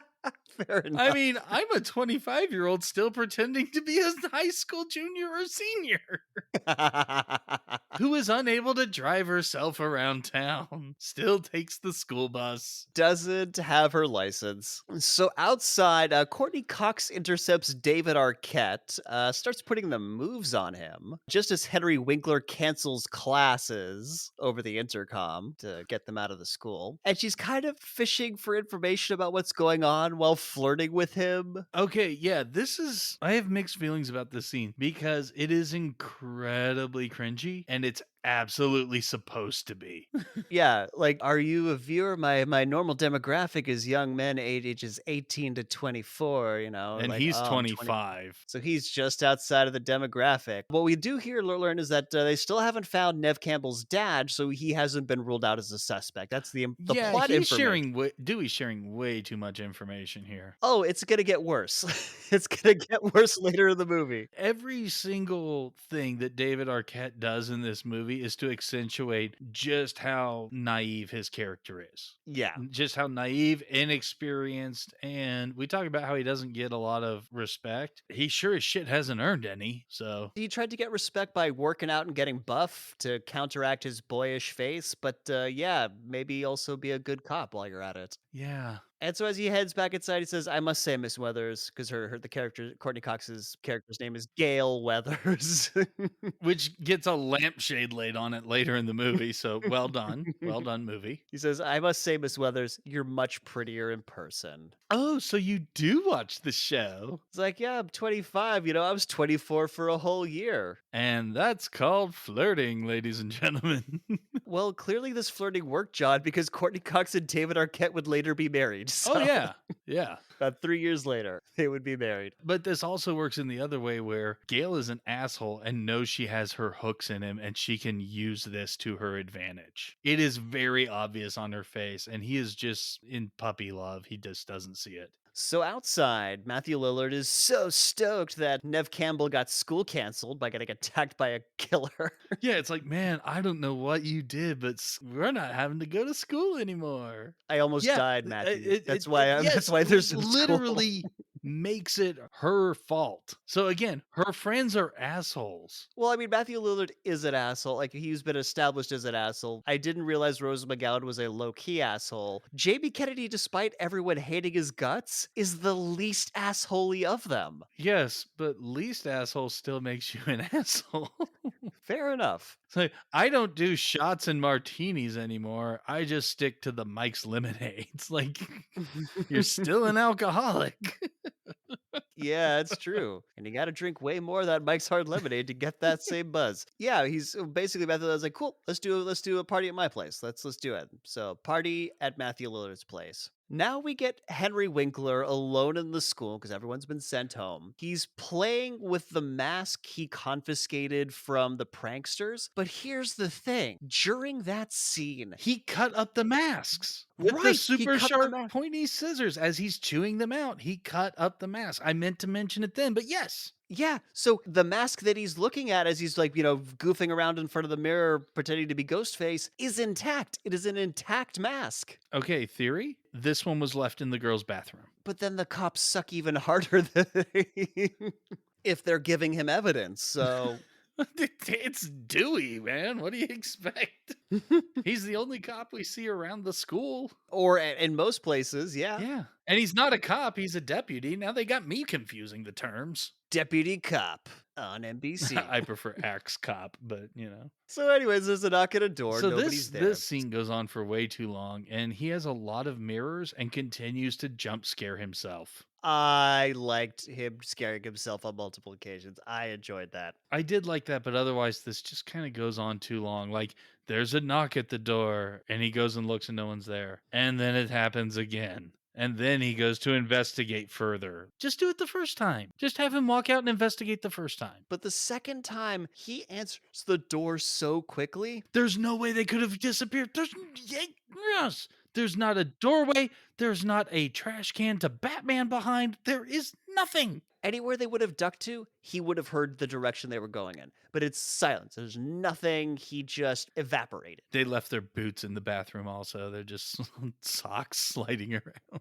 Super ninja powers here. So he goes through like the secretary pool through to the hallway, like, "You little shits." And then you hear a voice say, "What did you call me?" "No, not you, Fred." And this is where Wes Craven decides to do a cameo. Yep. Wes Craven is Fred the janitor wearing a Freddy Krueger sweater. Freddy Krueger sweater, Freddy Krueger hat, big bushy Scruffy the janitor from Futurama mustache. Even though this predates Futurama, my note is this cameo is a little much. It's a little much. It's also very brief, though. So he goes back to his office, once again gets scared by his own reflection for the last time, which, again, tickled me pink. I liked it because Henry Winkler plays it so well. I do always like good use of mirrors, and when he comes back in the office, you don't realize that's a mirror shot for a while. Nope. So, well done. But it turns out that Ghostface was hiding behind the door and jumps out, stabs Henry Winkler to death. Now we hear "School's Out for Summer" by AC/DC being blasted from speakers up on a window. Because this movie has not been on the nose enough. Nope. But also, my note here is like, oh man, as Bluetooth speakers become more popular, like this way of listening to music is kind of gonna go the way of the dodo. Yeah, but don't worry, because there's plenty of people who'll just have their phone on speaker and blast their music anyway, so Yeah, I know, but there's just something special about you're chilling outside, you put the speakers next to the window, and you're all hanging out. So Rose McGowan tells Neve Campbell that it was possible her mother was just having an affair with Liev Schreiber, and there were also rumors that she was banging other dudes too. And her line here is because Neve Campbell's like, "Hey, you can't honestly believe all this," and she's like, "I mean, you can only hear that Richard Gere gerbil story so many times, and then you have to start believing it." And no, you don't, Rose McGowan. No, you don't. all you have said right now is you're confirming the tell a lie big enough times. Or that you are willing to believe outrageous things without proper evidence. Again, just because you keep hearing it over and over again. So now Neve Campbell is really doubting herself because if Liev Schreiber is innocent, then the killer is still out there. And this is where, And that's where Captain Obvious shows up and tips his cap to the camera. well, no, because Rose McGowan is like, don't think like that. This isn't some Wes Carpenter flick. Right. And she's like, look, we have a long night ahead of us, and oh boy, do you. And yeah, this is when you just see Ghostface running around the bushes behind them. Like, what? Yes. Ghostface is moving in a tactical fashion through Woodsboro. He is definitely tacticaling. He would only be tacticaling harder if his robes were camo. No, no, but actual hunter's camo where it's like black, white, and bright orange. He's got the cap on. It's just Ghostface as is with a bright orange cap and vest. It's like the people, Oh, God, and I've worked with a few who do like, a labor job. And so they wear camo, but they also have to wear the high vis safety equipment. So it's like, do you yeah. want to be seen or not, dude? Which one is it? Oh, it's ridiculous. Now I'm just imagining Ghostface doing his own theme music. But again, it has to be Mojo Jojo's voice. Be very quiet. I am hunting rabbits. I I just am him on a crossed over with secret Elmer Fudd. mission. Dun, dun, dun, dun, dun, dun, dun. And on that note, we're gonna take a break. Are any of these teenagers gonna survive this movie? Are we gonna be getting multiple movie references per second going forward? Well, you're just gonna have to find out right after the break. Young lady, what do you think you're doing? I, I, I. You know there's no running in the hallway at No, school. no, you have to help me. The killer, he's here. He just tried to stab me in the bathroom. Well, you know what's the real killer? Unsafe conduct in the hallway. That's how we lost little Timmy McPherson back in '82. Are you serious right now? Ghostface killer who murdered Drew Barrymore and possibly my mother is right here at school. And instead of getting one of the dozens of cops surrounding the place, you're lecturing me about running. See, that's what's wrong with your generation. No responsibility. It's all the damn rap music, MTV, and Nintendos. Yeah. Would you please just do your job? Can you do your job to keep the rest of us safe? Can you just do that? Right, like your generation knows anything about having a job. Well, I think I saw some girls smoking pot in the bathroom. Marijuana? Now that's a gateway drug to becoming a crack whore. I'll put a stop to this. Asshole. I'm sorry, what was that? Gotta go. Okay, be safe now, no more running. Jesus. Ow, my lungs.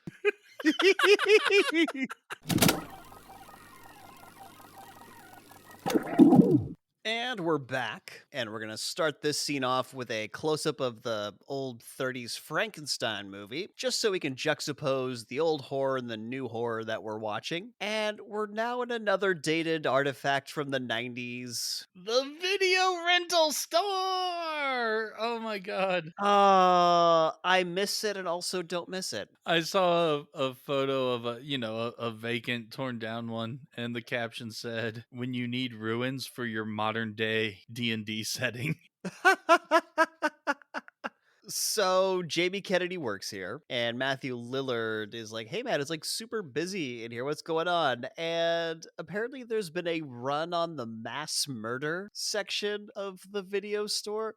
Why does a video store have a mass Yeah, murder normally it's just section? regular genre. So Yeah, like there's horror.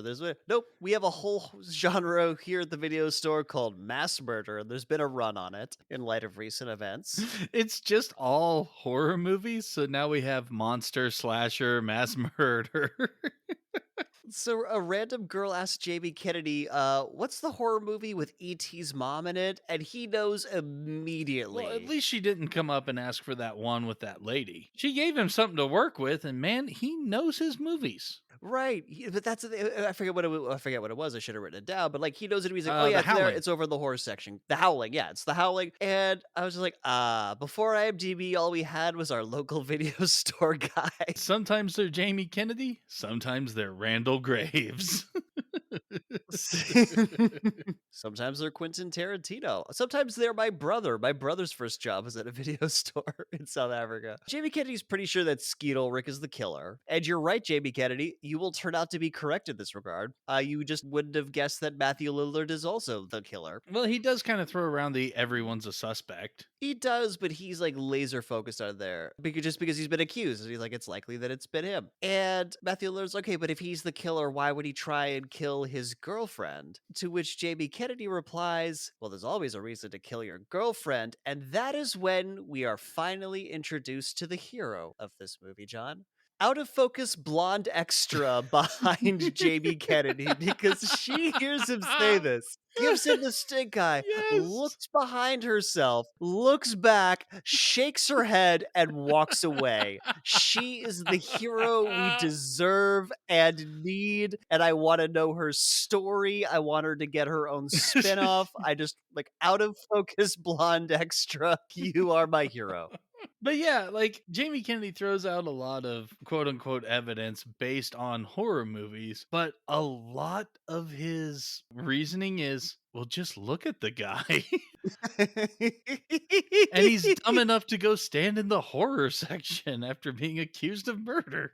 Yeah, he's like, look, look, that's the beauty of all this simplicity. If you get too complicated, you lose your target audience. Audience that's watching this movie, we're keeping it simple. It's definitely gonna be him. Don't worry about it. Yeah, they're weaving this intricate movie within a movie meta narrative, but don't worry, we're keeping the rest of it simple.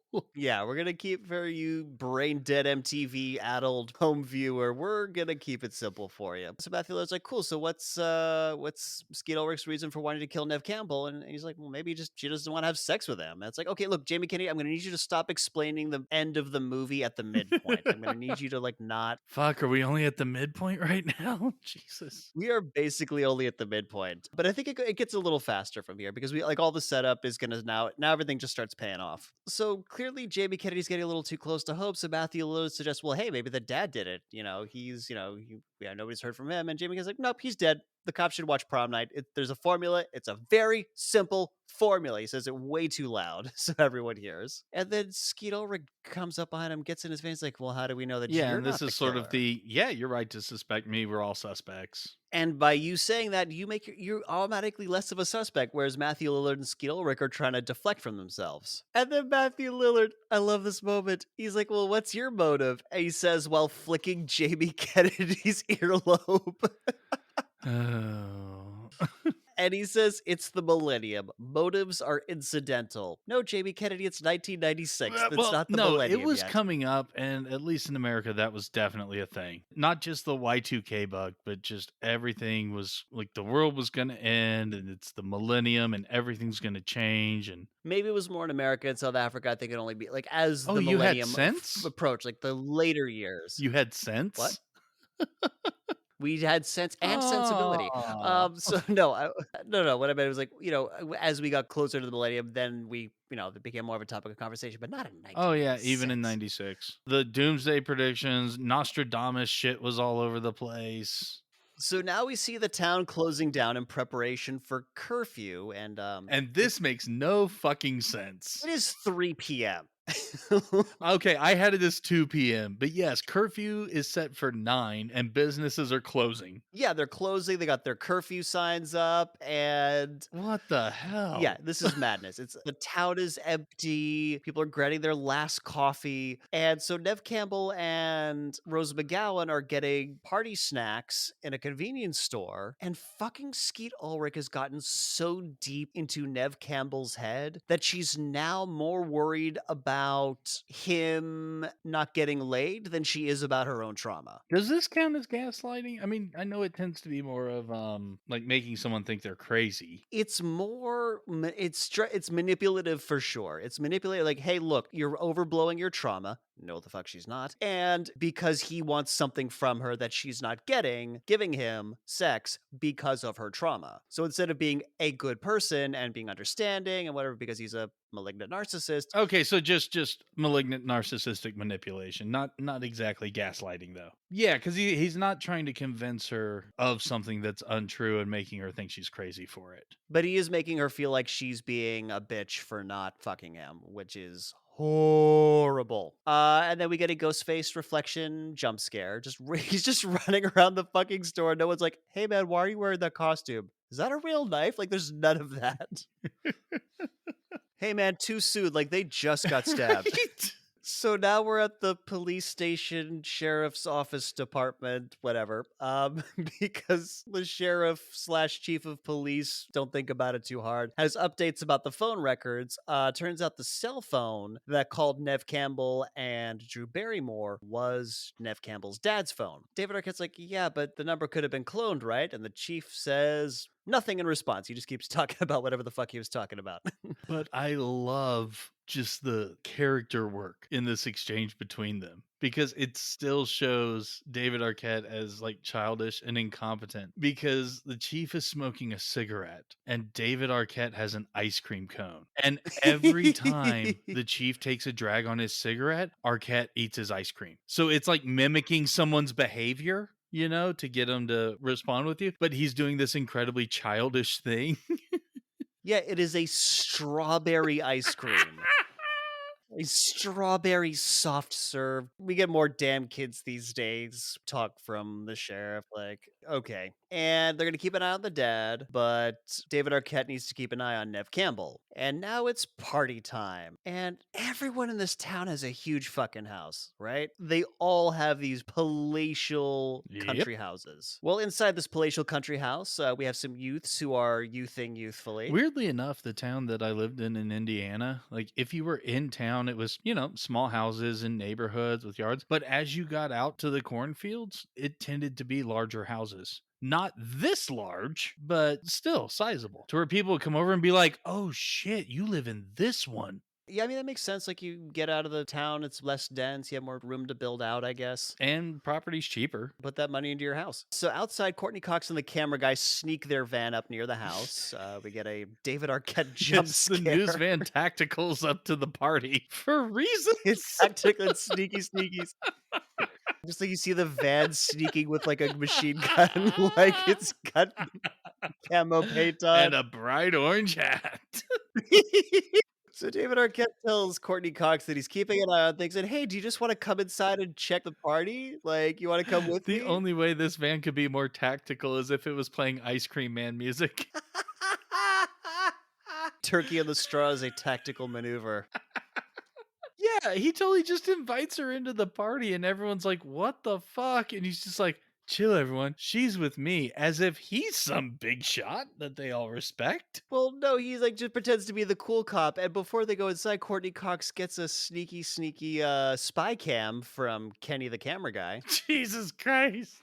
How does no one see this? She might as well have put like, I don't know. It's what do you call it? Is it not a monocle, but a unocular? It's not quite a telescope, but it's just a handheld for one eye, but really boxy. It's basically an old school security camera. And she sets it on top of the VCR and they're watching movies all night and no one fucking notices this thing for the entire movie. Yeah, but they were drinking. I don't care. There would very much be a, hey, Matthew Lillard, why do you keep a camera on top of your VCR? Like, if I was drunk, that's a question I would ask. Normally, I'd be just like, oh, he set his camera down. But if I was having some beers, I'm like, dude, why do you keep your camera on the VCR? Well, apparently they were too drunk to see. Yeah, because she like stands like in front of it, like sneaks it behind her and slides it onto the TV stand. What's the point of this spy camera? Because she thinks like, oh yeah, this is gonna help me get the big scoop, but all it's gonna do is provide the court evidence that you committed a crime. You can't just put cameras in people's houses without their permission. That's illegal. But yeah, speaking of illegal, and as Nick touched on with David Arquette playing himself as the cool guy, he grabs one of the kids' beers and he's like, you're underage. Ha ha, here you go. No one's driving. Yeah,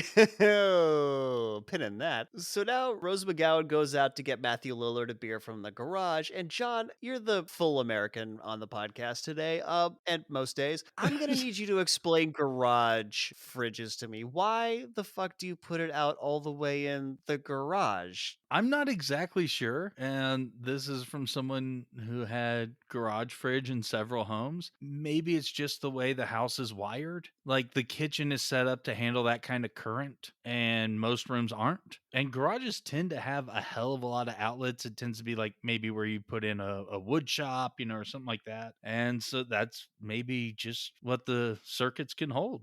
They can hold that kind of power. That's my best guess. I really don't know. But yeah, garage fridges are definitely a thing for if you have extra drinks or groceries or whatever. Yeah, if like having a fridge for drinks, I get. We had one in South Africa, but it was next to the fridge in the kitchen. And another thing is like the garage and spilling out into your driveway would be where parties would often happen. So instead of having to go all the way into the house and through to the kitchen, you have easy access. But that's also what coolers are for. So I don't know. I just needed an American to explain it to me. I can't explain it, but it's definitely a thing. It's just always been a thing so much. It's one of those you never thought about, to be honest. Yeah, she's getting some beers out of the garage fridge. By the way, she's going because Matthew Lillard asked her to go grab him a beer, but she's just like She's getting piling beers for them. everyone? Yeah. Yeah. Just carry the box in.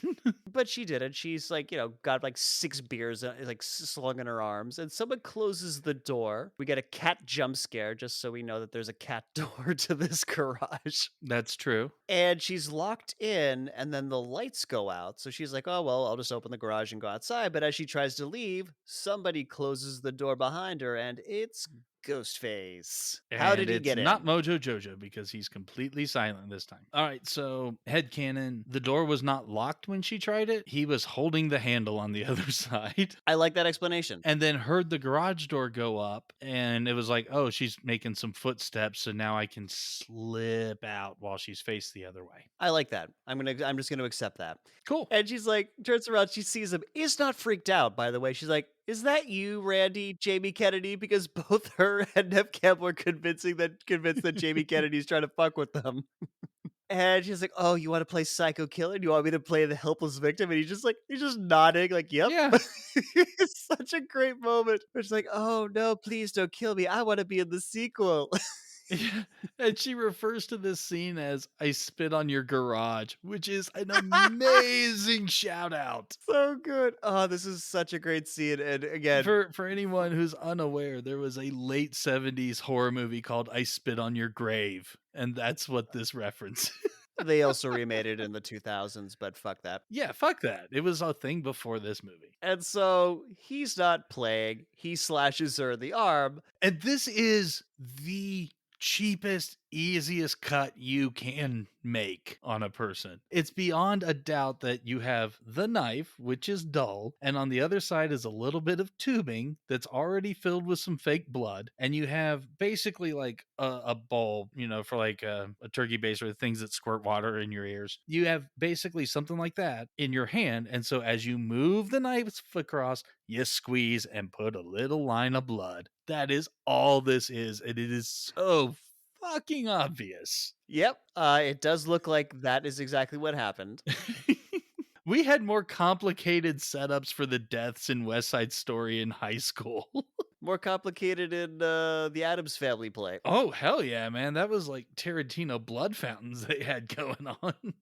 So she, in this whole scuffle with him, smacks him in the with the fridge door because again, all the victims get some good shots in. Starts chucking beer Yeah, bottles. this is the slapstick portion of the movie. She knocks him with the fridge, throws beer bottles, hits him in the nuts and the face. So good. And yet he's still able to recover in time to try to tackle her as she goes for the door, but instead somehow she pulls a judo flip, Austin Powers judo flip move, because he just goes tumbling over, but successfully blocks the door with his body somehow. And then, just because shit wasn't goofy enough, she tries to escape through the cat door.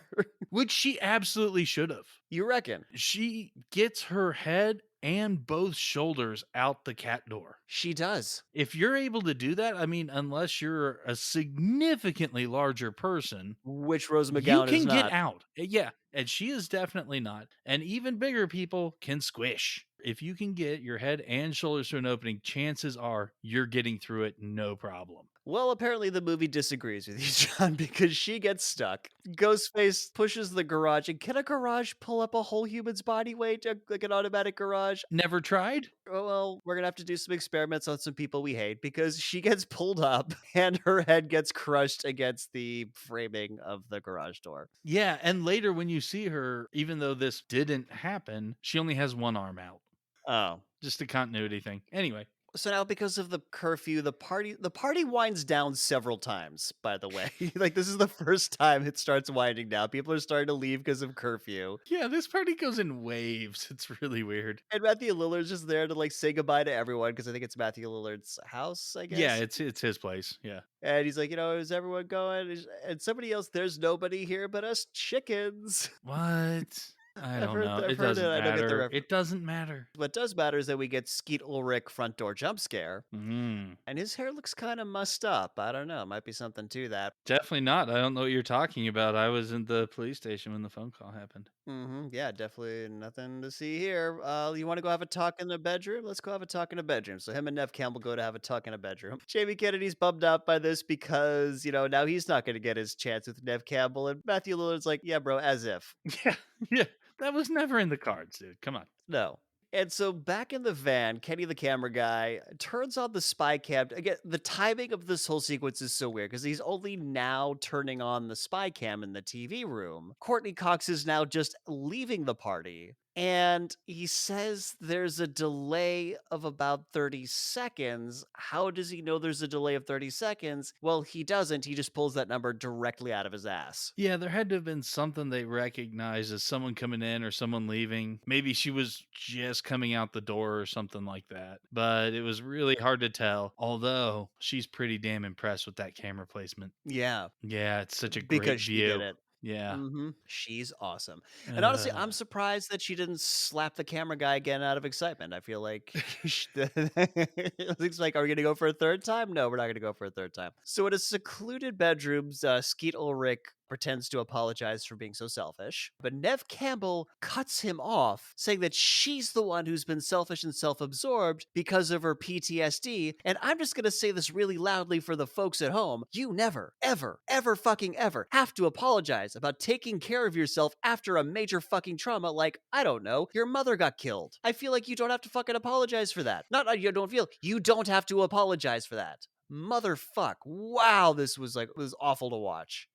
John has no words. So I was anyways, like, she's ditto. basically Yeah, I mean, I can voice my agreement, but there's nothing really to add. cool. Moving on. So basically, she's come to accept who her mother was, a giant skank, and that she needs to stop wallowing in grief. What? It's been a year. And there's only one way to get rid of that grief. The dick. You gotta sex it right on out. Gotta sex that grief. The best way to get over your mother's death is to get under someone else. Gross. I said that out loud. Very, Anyways. very bad. I don't feel so bad for saying the interwebs all of a sudden. Yeah, that's decidedly less worse than what I said. But anyways, she seems to suggest that her not wanting to have sex is because deep down she was worried that she was gonna be like her mother. Like that's why she's been so frigid this whole time. Something about like her life, like this isn't real life. This isn't a movie. This is real life. Ha ha ha. Bingo card. Yep. But then Skeet Ulrich's like, it's all just one great big movie, and you can't pick your genre. Jesus, yeah, this is right back to the let's talk about our relationship in movie ratings levels of just terrible dialogue. Yeah, she's like, "Why can't I be my life be a Meg Ryan movie or even a good porno?" Well, Skeet Ulrich will help you make it a real porno. He's like, well, we can make a bad one. I don't care as long as I'm getting some. Finally, just fucking. That's the only reason why I've been like pretending to date you for 2 years because I'm a malignant narcissist fucking douchebag. Jesus. So making out ensues. Also, fun fact: Wes Craven used to work in porn. That's how he got his start, and he may or may not have been involved in Deep Throat. All right. He refused to say before he died, but he definitely did work in the pornos. Some of the stragglers who didn't go home are watching Halloween, and Matthew Lillard really wants to see Jamie Lee Curtis's boobs, but Jamie Kennedy is like, "Look, no, we only see them in Trading Places in '83. You gotta wait for her boobs." And it's because she was always a virgin in horror movies. I'll say, and this is what leads into the other very memorable scene of the rules of the movie. The rules of how to survive a horror movie, because basically people are like, wait, the rules are like, hang on, you guys don't know the rules. He pauses the movie, they're like, what the fuck? And he's like, no, we're fucking sorting this shit out right now. You gotta know the rules of how to survive a horror movie. To which I have Jamie Kennedy should have been present in Mortal Kombat.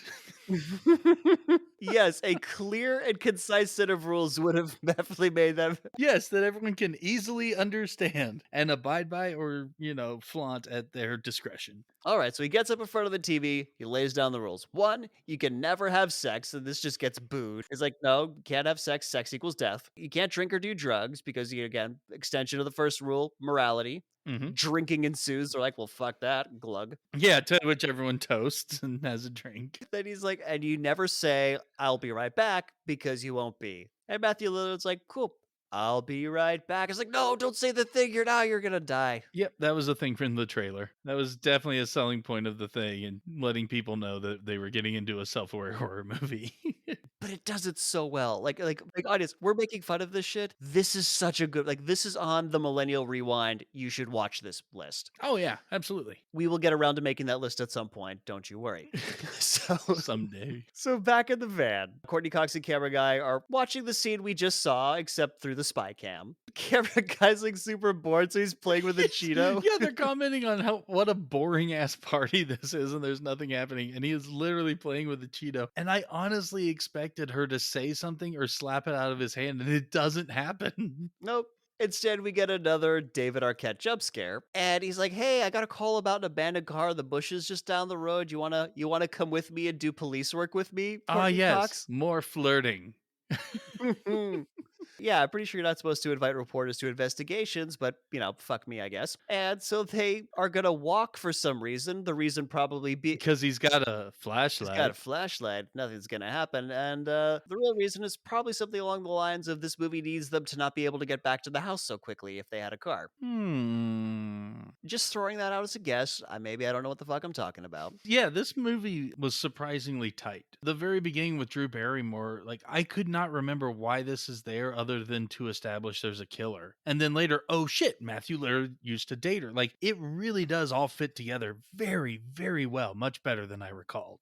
Again, the timing of this whole like house party sequence is really off because Neve Campbell and Skeet Ulrich don't have their clothes off at this point. We've seen like bunch of stuff Yeah, he's happening. kind of dry humping her over the clothes while they're making out. Yeah. And now the shirts are finally starting to come off. Jamie Kennedy picks up the phone and learns that Henry Winkler's dead. They found him like hanging from one of the football posts. So the straggler dudes are like, yo, we got to go check him out before they cut him down. If Jamie Kennedy got the call at Matthew Lillard's house, why is that a thing? Anyway, haven't they probably already taken him down? Considering how late these cops show up for the end of the movie, I don't think their response times are that good.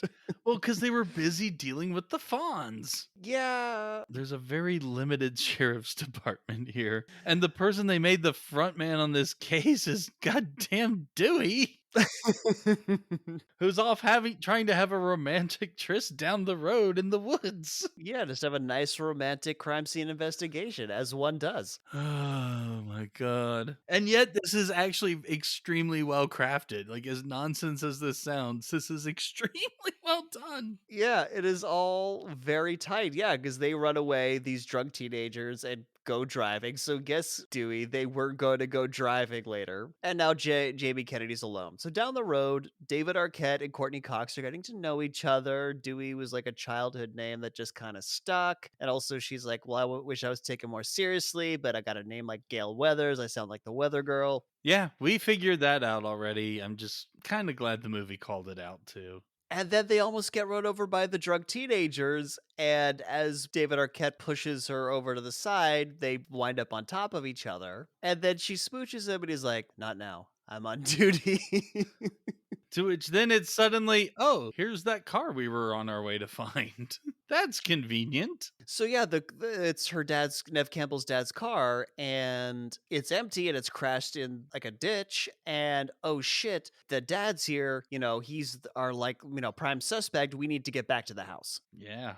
So back in the bedroom, Neve Campbell and Skeet Ulrich have finished boning, and she asks a very strange question. She's like, "Hey, so who did you make your one phone call to?" "Oh, one phone call? Yeah, yeah. The one phone call that you get, but we've established." I was gonna nitpick this, but I decided not to because what she actually says is they allow you to have a phone call. It's not a right, it's not a requirement, but hey, they let you have it. So I was, all right, in the world of this movie, which is already playing off of all kinds of other movies, sure. I was letting this one slide. So he says that he called his dad. Oh, no, no, no, no. The sheriff did. I saw him. And he's like, oh, yeah, that's why he didn't answer when I called. Yeah, for some reason there wasn't an answer when Billy called, so the sheriff tried later. Something like that. And she's like, very suspicious. Like, look, what do I have to do to prove to you that I'm not the Yes, killer? exactly. This is the point I was bringing up. Way back when he was yelling at her for not being over her mom's death, she realizes, no, you're not the killer. And here we are again. Because she's going, well, if you'd have called me, it would have been a nice way to,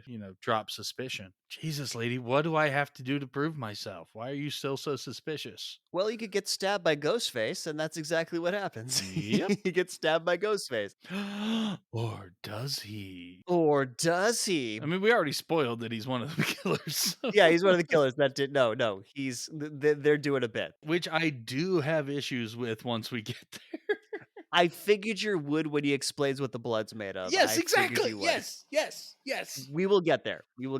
A chase scene ensues, and she's quartered to the attic, which she manages to barricade with a surfboard for a little bit. She tries to escape through a window to get to the news van, but Ghostface breaks in and grabs her, then tosses her down onto a boat, and because she fell and on her back, she broke it and died, which is weird because I remember her surviving the movie. Yeah, somehow this speedboat has a very soft, flat top and not, open air to seats or a windshield that you would, break your spine on. Yeah, because she falls in the passenger, the passenger portion. But even if you fell in the passenger portion, those are hard vertical seats. Yes, exactly my point. Snapped your back. So, anyways, she doesn't die for reasons. Apparently, that's where they keep the crash pad in the Lillard household. Yeah, but she rolls off and falls onto the concrete and apparently knocks some wetsuits out of the boat somehow because there's wetsuits on the driveway. I did not see that. Maybe that explains her fall. She landed on wetsuits. Shut up. It's a movie.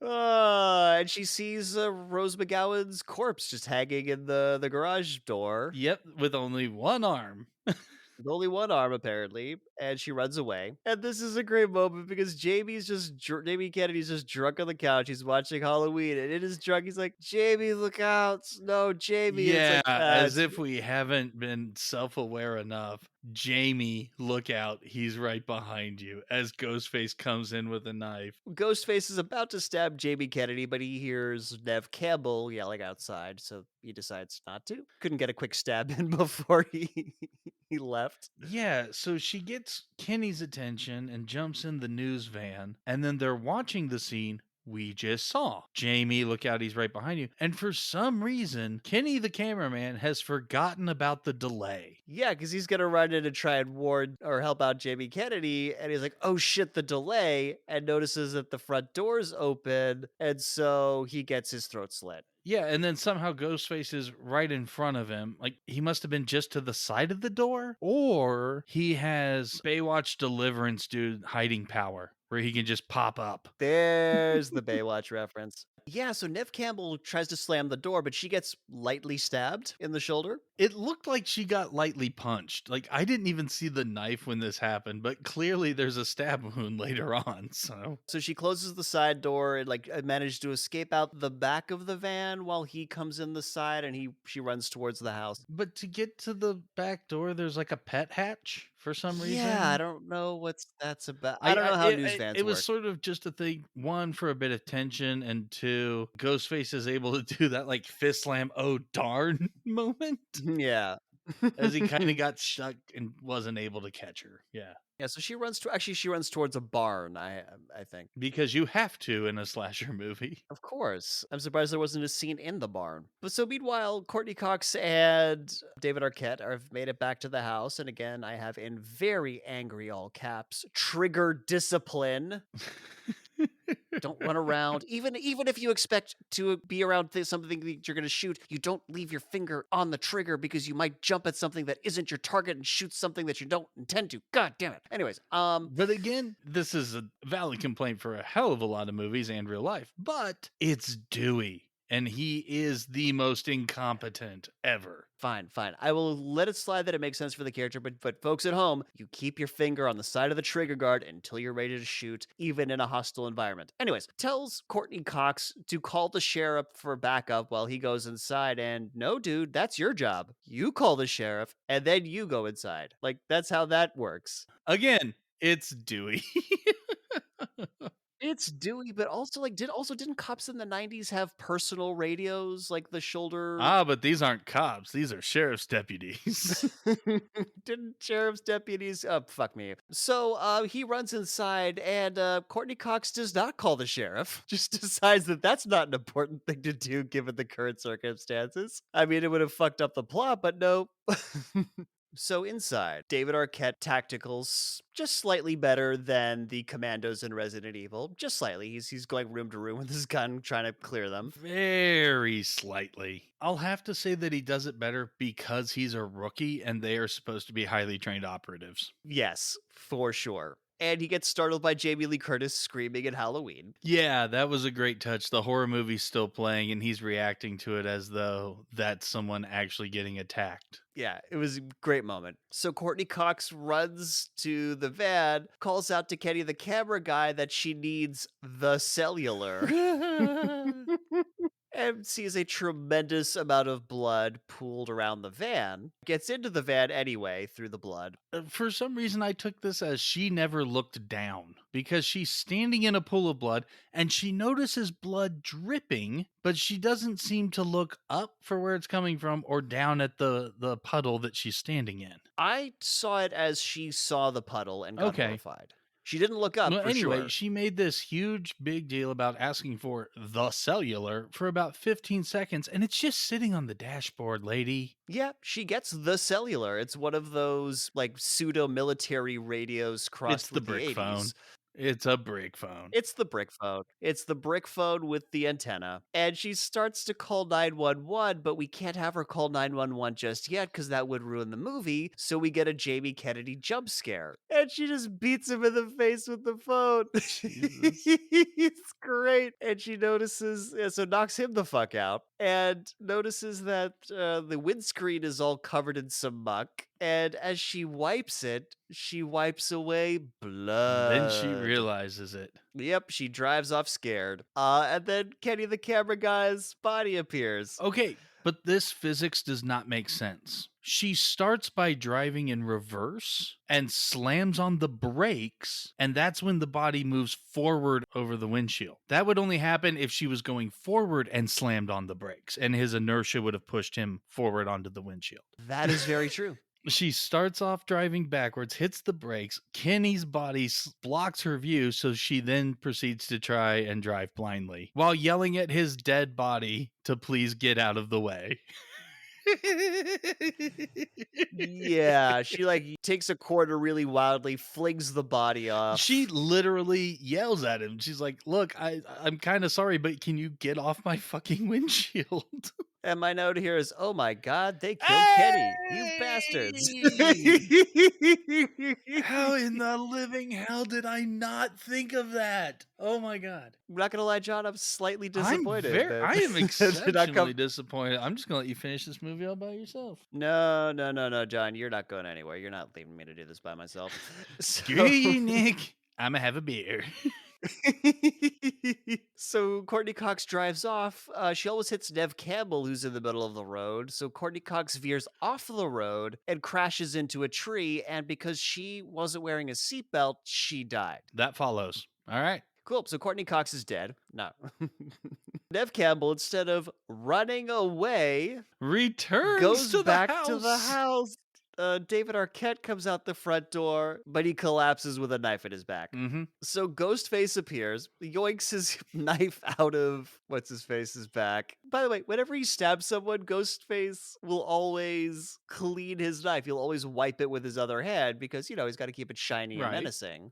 And you don't want it to rust, immediately that moisture touches the metal. So here's the question. How many gloves does he have? Because they'll have to keep replacing it because they keep getting saturated with blood and he wouldn't be able to clean it so often. Or maybe he's like a weirdo and he just likes the feel of like damp gloves. But the glove would still be saturated. It would not clean as well. That's my point. True, but at some point you don't have to absorb it if it's saturated. You just need it to be able to push the blood off and have it fly off that thing. Mm, Like a squeegee. yeah, but gloves don't work like squeegees. Well, anyway, chases him to the cop car. She locks all the doors, and these are the old school, like post door locks that would pop up. You don't really see those in newer models. No, not so much. Not so much. She looks for the keys, but there are no keys. And Ghostface does a little tap on the window and then dangles them for her. It's beautiful. That's a great moment. And then he like disappears under the car and it becomes door lock whack-a-mole because he's opening the door with the key and she's got to go slam down the car locks to prevent him from coming This inside. lasts not nearly as long as you would expect it to. She hits the passenger side. She kind of makes sure she's got pressure on the driver's side. And then from this shot, you just see the back hatch slowly open. Oh, so good. So good. And that happens as she does Courtney Cox's job for her and tries to radio into the cop station that, they need to Right. come up there. But Ghostface comes inside, and so she's got to make her escape. She managed to reach someone. This is where I'm at. This is where the shit's going down. We need someone out here. He's trying to. Ah! But here's the crazy thing. But I don't think that's what gets the cops there because as she'll later do, she will call the cops at some point. So the cops just hear, "Oh, I need help. I need help. Oh my god, I got over the radio." They're like, "That's nothing." But you call 911 and they will get there when the light comes up, after dawn I'm going to breaks. go back to Resident Evil and quote that the locals are notoriously inefficient. Yep, this movie for proving Resident Evil right.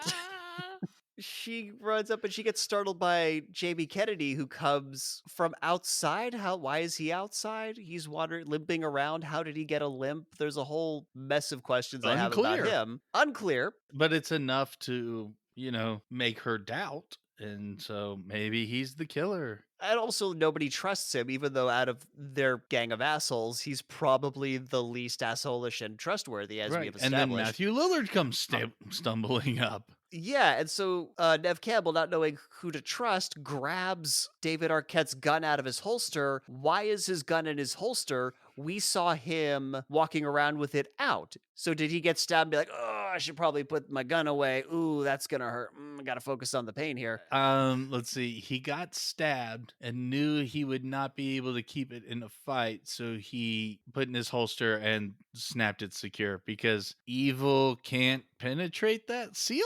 I don't know. It was a good attempt. I'm gonna give you A for effort on that. If we had watched But The she's Craft like, "Fuck first, you maybe both." I'd have a better explanation. Who knows? So she's like, "Fuck you both," grabs a gun, locks them Yes, both incredibly outside. smart move in this horror movie. And then, holy shit, Skeet Ulrich isn't dead because he comes out and starts stumbling down the stairs. And look, we know that he's the killer. Like, we will learn that he's the killer. We know that he's doing a bit. But if you take a tumble down the stairs to show that you're still weak and almost dying, that is some commitment and that's going to earn you some trust points. But I'm not sure why you would risk such a horrible injury. Yeah, I was about to say you might also earn yourself a Mhm. broken neck on top of all of that. Neck, So, hip, ribs, just about anything can get fucked up in that yeah. kind of a fall. So maybe you don't do that. Like again, A for commitment, F for practicality. That's kind of this whole movie in a nutshell. So Skeet Ulrich takes the gun from her. He's like, "Let me have the gun. I'm gonna sort this out." She trusts him way too fucking quickly and lets Jamie Kennedy in, and then he drops the whole act and shoots him in the shoulder while quoting Psycho. And not only is it a bad move from a trust standpoint, let's say that his situation actually was, true. Are you going to give the person who's weak and bleeding out control of the firearm to, in the life or death situation? Or someone who could maybe, aim properly? Yeah, but you see, John, he's the one with the penis, so he's gotta handle it. I was just thinking of something along that line. It was just like, yeah, but she's a woman, so she's obviously not capable of, the situation. Yeah. Yeah, this movie, like this movie, like it does is very like girl power for most of it, but it does have these moments at like where it's like, but then again, Hmm. she's in a manipulative relationship, so that also kind of makes sense. And she is definitely in a moment of, I mean, of course, incredible distress. People are getting murdered all around her, and you don't know who to trust, who not to. You did see him get stabbed, and A lot of shit going on. Yeah. yeah, a lot going on. It's pretty easy to not make rational decisions. So So this is where Skeet Ulrich reveals that the blood is just corn syrup, like they used in yeah, Carrie. yeah. John, what's your beef with corn syrup? Nothing intrinsically. It's commonly what gets used for blood. The whole problem is that as it goes on, that they're going to stage this as a mass murder that her dad did, and they are the survivors, complete with giving themselves injuries. Issue being, he's covered in corn syrup right now. So, was the plan after stabbing themselves to go wash up and then recover in blood? Because anyone is going to be like, hey, why the fuck are you covered in corn syrup? Also, when Neve Campbell helped him up from falling down the stairs, you would obviously notice that he's in sticky syrup. That does not follow at all. I have to move to the other side of the room because I'm shouting about this shit. Yeah, it would have smelled like corn blood if he looked down his shirt, would have Yes. noticed he didn't have any real wounds. He would have smelt sweet. It was a whole thing. Yeah, it's fine to suspend your disbelief as an audience member, but if you're trying to convince someone who is in physical contact with you that this is actual blood, corn syrup is not the way to go. Yeah, this is not the only way their plan is not gonna make sense. We'll get to But it it is in a a mo shining star.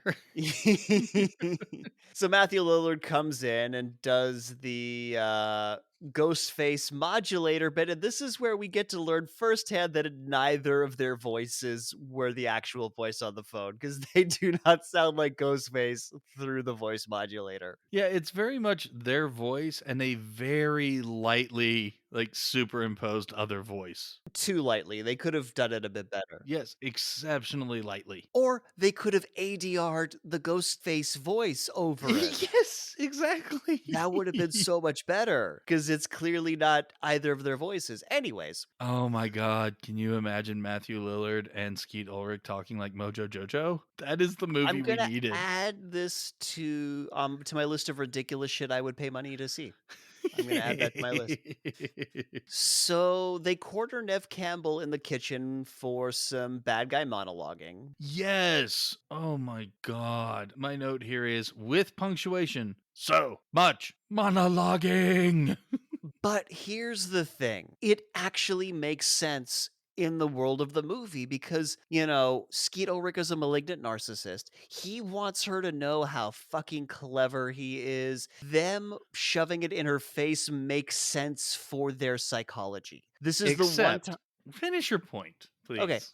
At movies. least for Skeet Ulrich, Matthew Lillard, when we learn about his motivations, are a little less solid. But for Skeet Ulrich, this makes so much sense. Part of the joy that he's gotten out of all these murders is fucking with his victim. So gets to fuck with the victim and brag about how fucking clever he is and how he's going to get away with all this, which is very typical narcissistic behavior. Except he starts this monologuing with referencing Hannibal Lecter and Norman Bates and how it's always scarier when there is no motive, and then proceeds to give his motive, which is actually the fact that Sydney's mom was in fact a slut and slept with his dad, and that's what broke up their marriage. And so they framed Liev Schreiber after going on a rant about how you don't need to have a motive to do crazy fucked up shit. Let me tell you my motive. I think the movie knew that that would not be satisfying to the audience. They knew. I think it would be much more satisfying. Yeah, because this is a bullshit reason, for sure. Like, hey, give them a motive, But let we the need to audience. wrap up that plot point.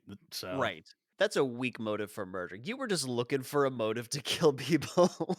which seems to be more of Matthew Lillard sort of thing. He's just into this whole idea, and they got to kill his ex first. Yeah. So He's just a bored 90s guy. Like, he just gets off on this, and he's super excited about how everyone's going to die. And this is around the time they reveal that they've kept Sydney's dad tied up and duct taped and everything. And their genius plan for framing him is putting both the cell phone and the voice modulator in his shirt pocket. yeah. And later they're going to shoot him to make it look like he killed himself. But the shirt pocket? Really? Matthew Lillard touched the modulator and the note with his fingers, so his fingerprints are all So over did there. Billy. So did Billy. So their prints are all over it. And the gun. And the gun.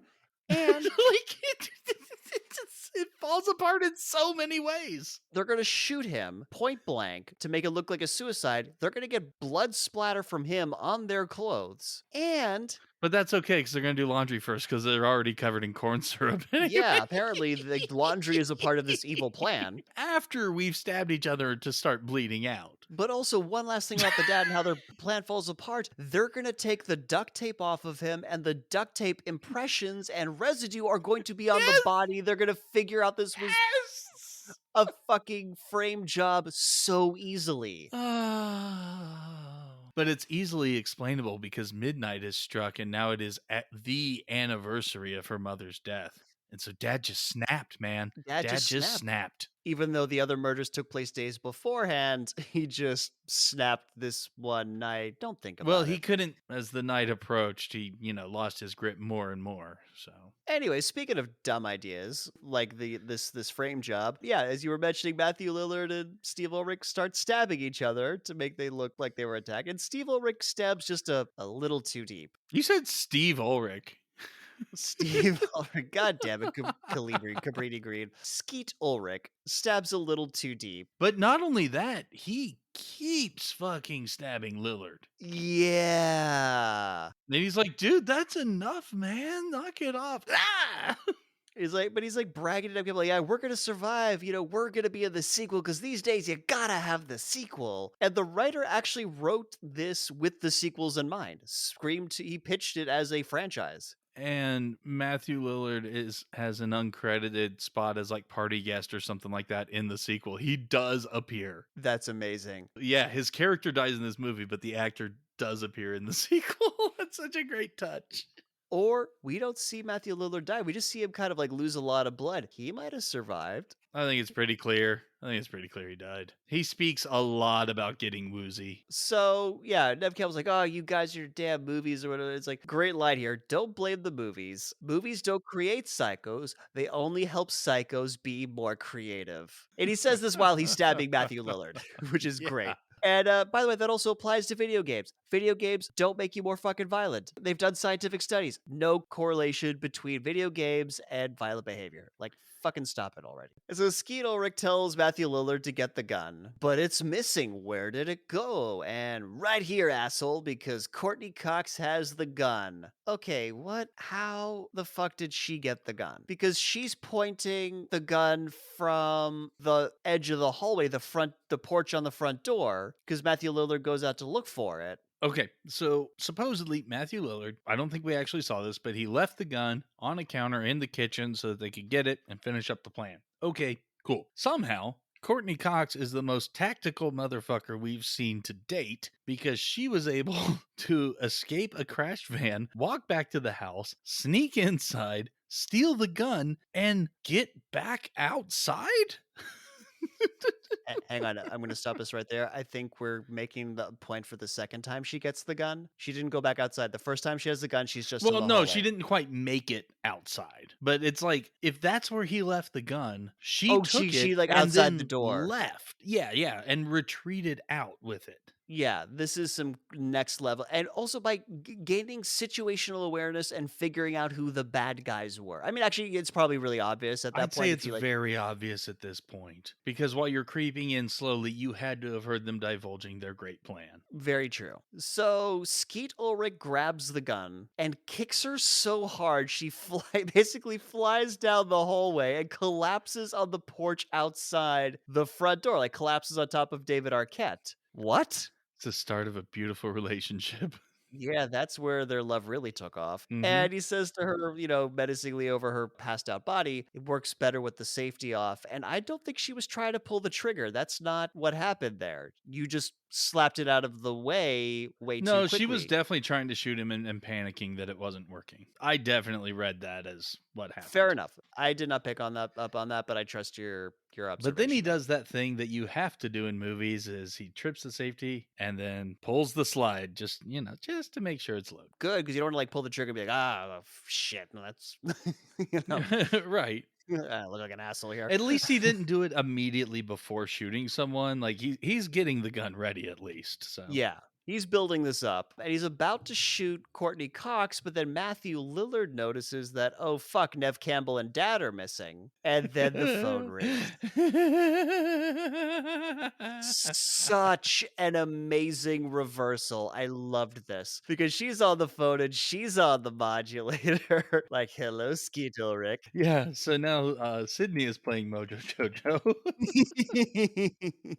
Yes, she is. And there is a famous ad lib moment at the end of this conversation because Skeet Ulrich gets really pissed off about this. The tables have turned, their victims are gone, the plan is falling apart, and he flings the phone and hits Matthew Lillard in the back of the head. Yes. And because he's been whining and complaining and everything, he's like, "Give me the phone, you dick!" Totally off the cuff. That was not supposed to happen. He was not supposed to get hit in the head. It's just a response he did in the moment, and it's fucking perfect.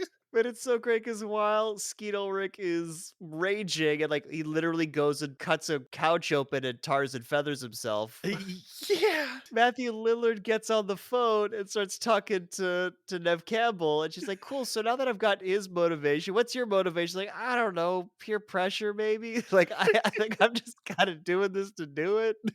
Yeah. So great. Yeah, he's like passing out from blood loss at this point. Doesn't he say something about like his dad or parents are gonna be really mad at him? Yeah, because she's called 911. It's like, oh shit, my mom and dad are gonna be so mad. Oh god, he's so good. He's so So good. yeah, he's fucking amazing. He's apparently an amazing person in real life. So he's not the asshole he plays in the movies. Skeet Ulrich goes looking for Neve Campbell, but he's got the gun in one hand, but he's holding the knife in another hand. Tactical.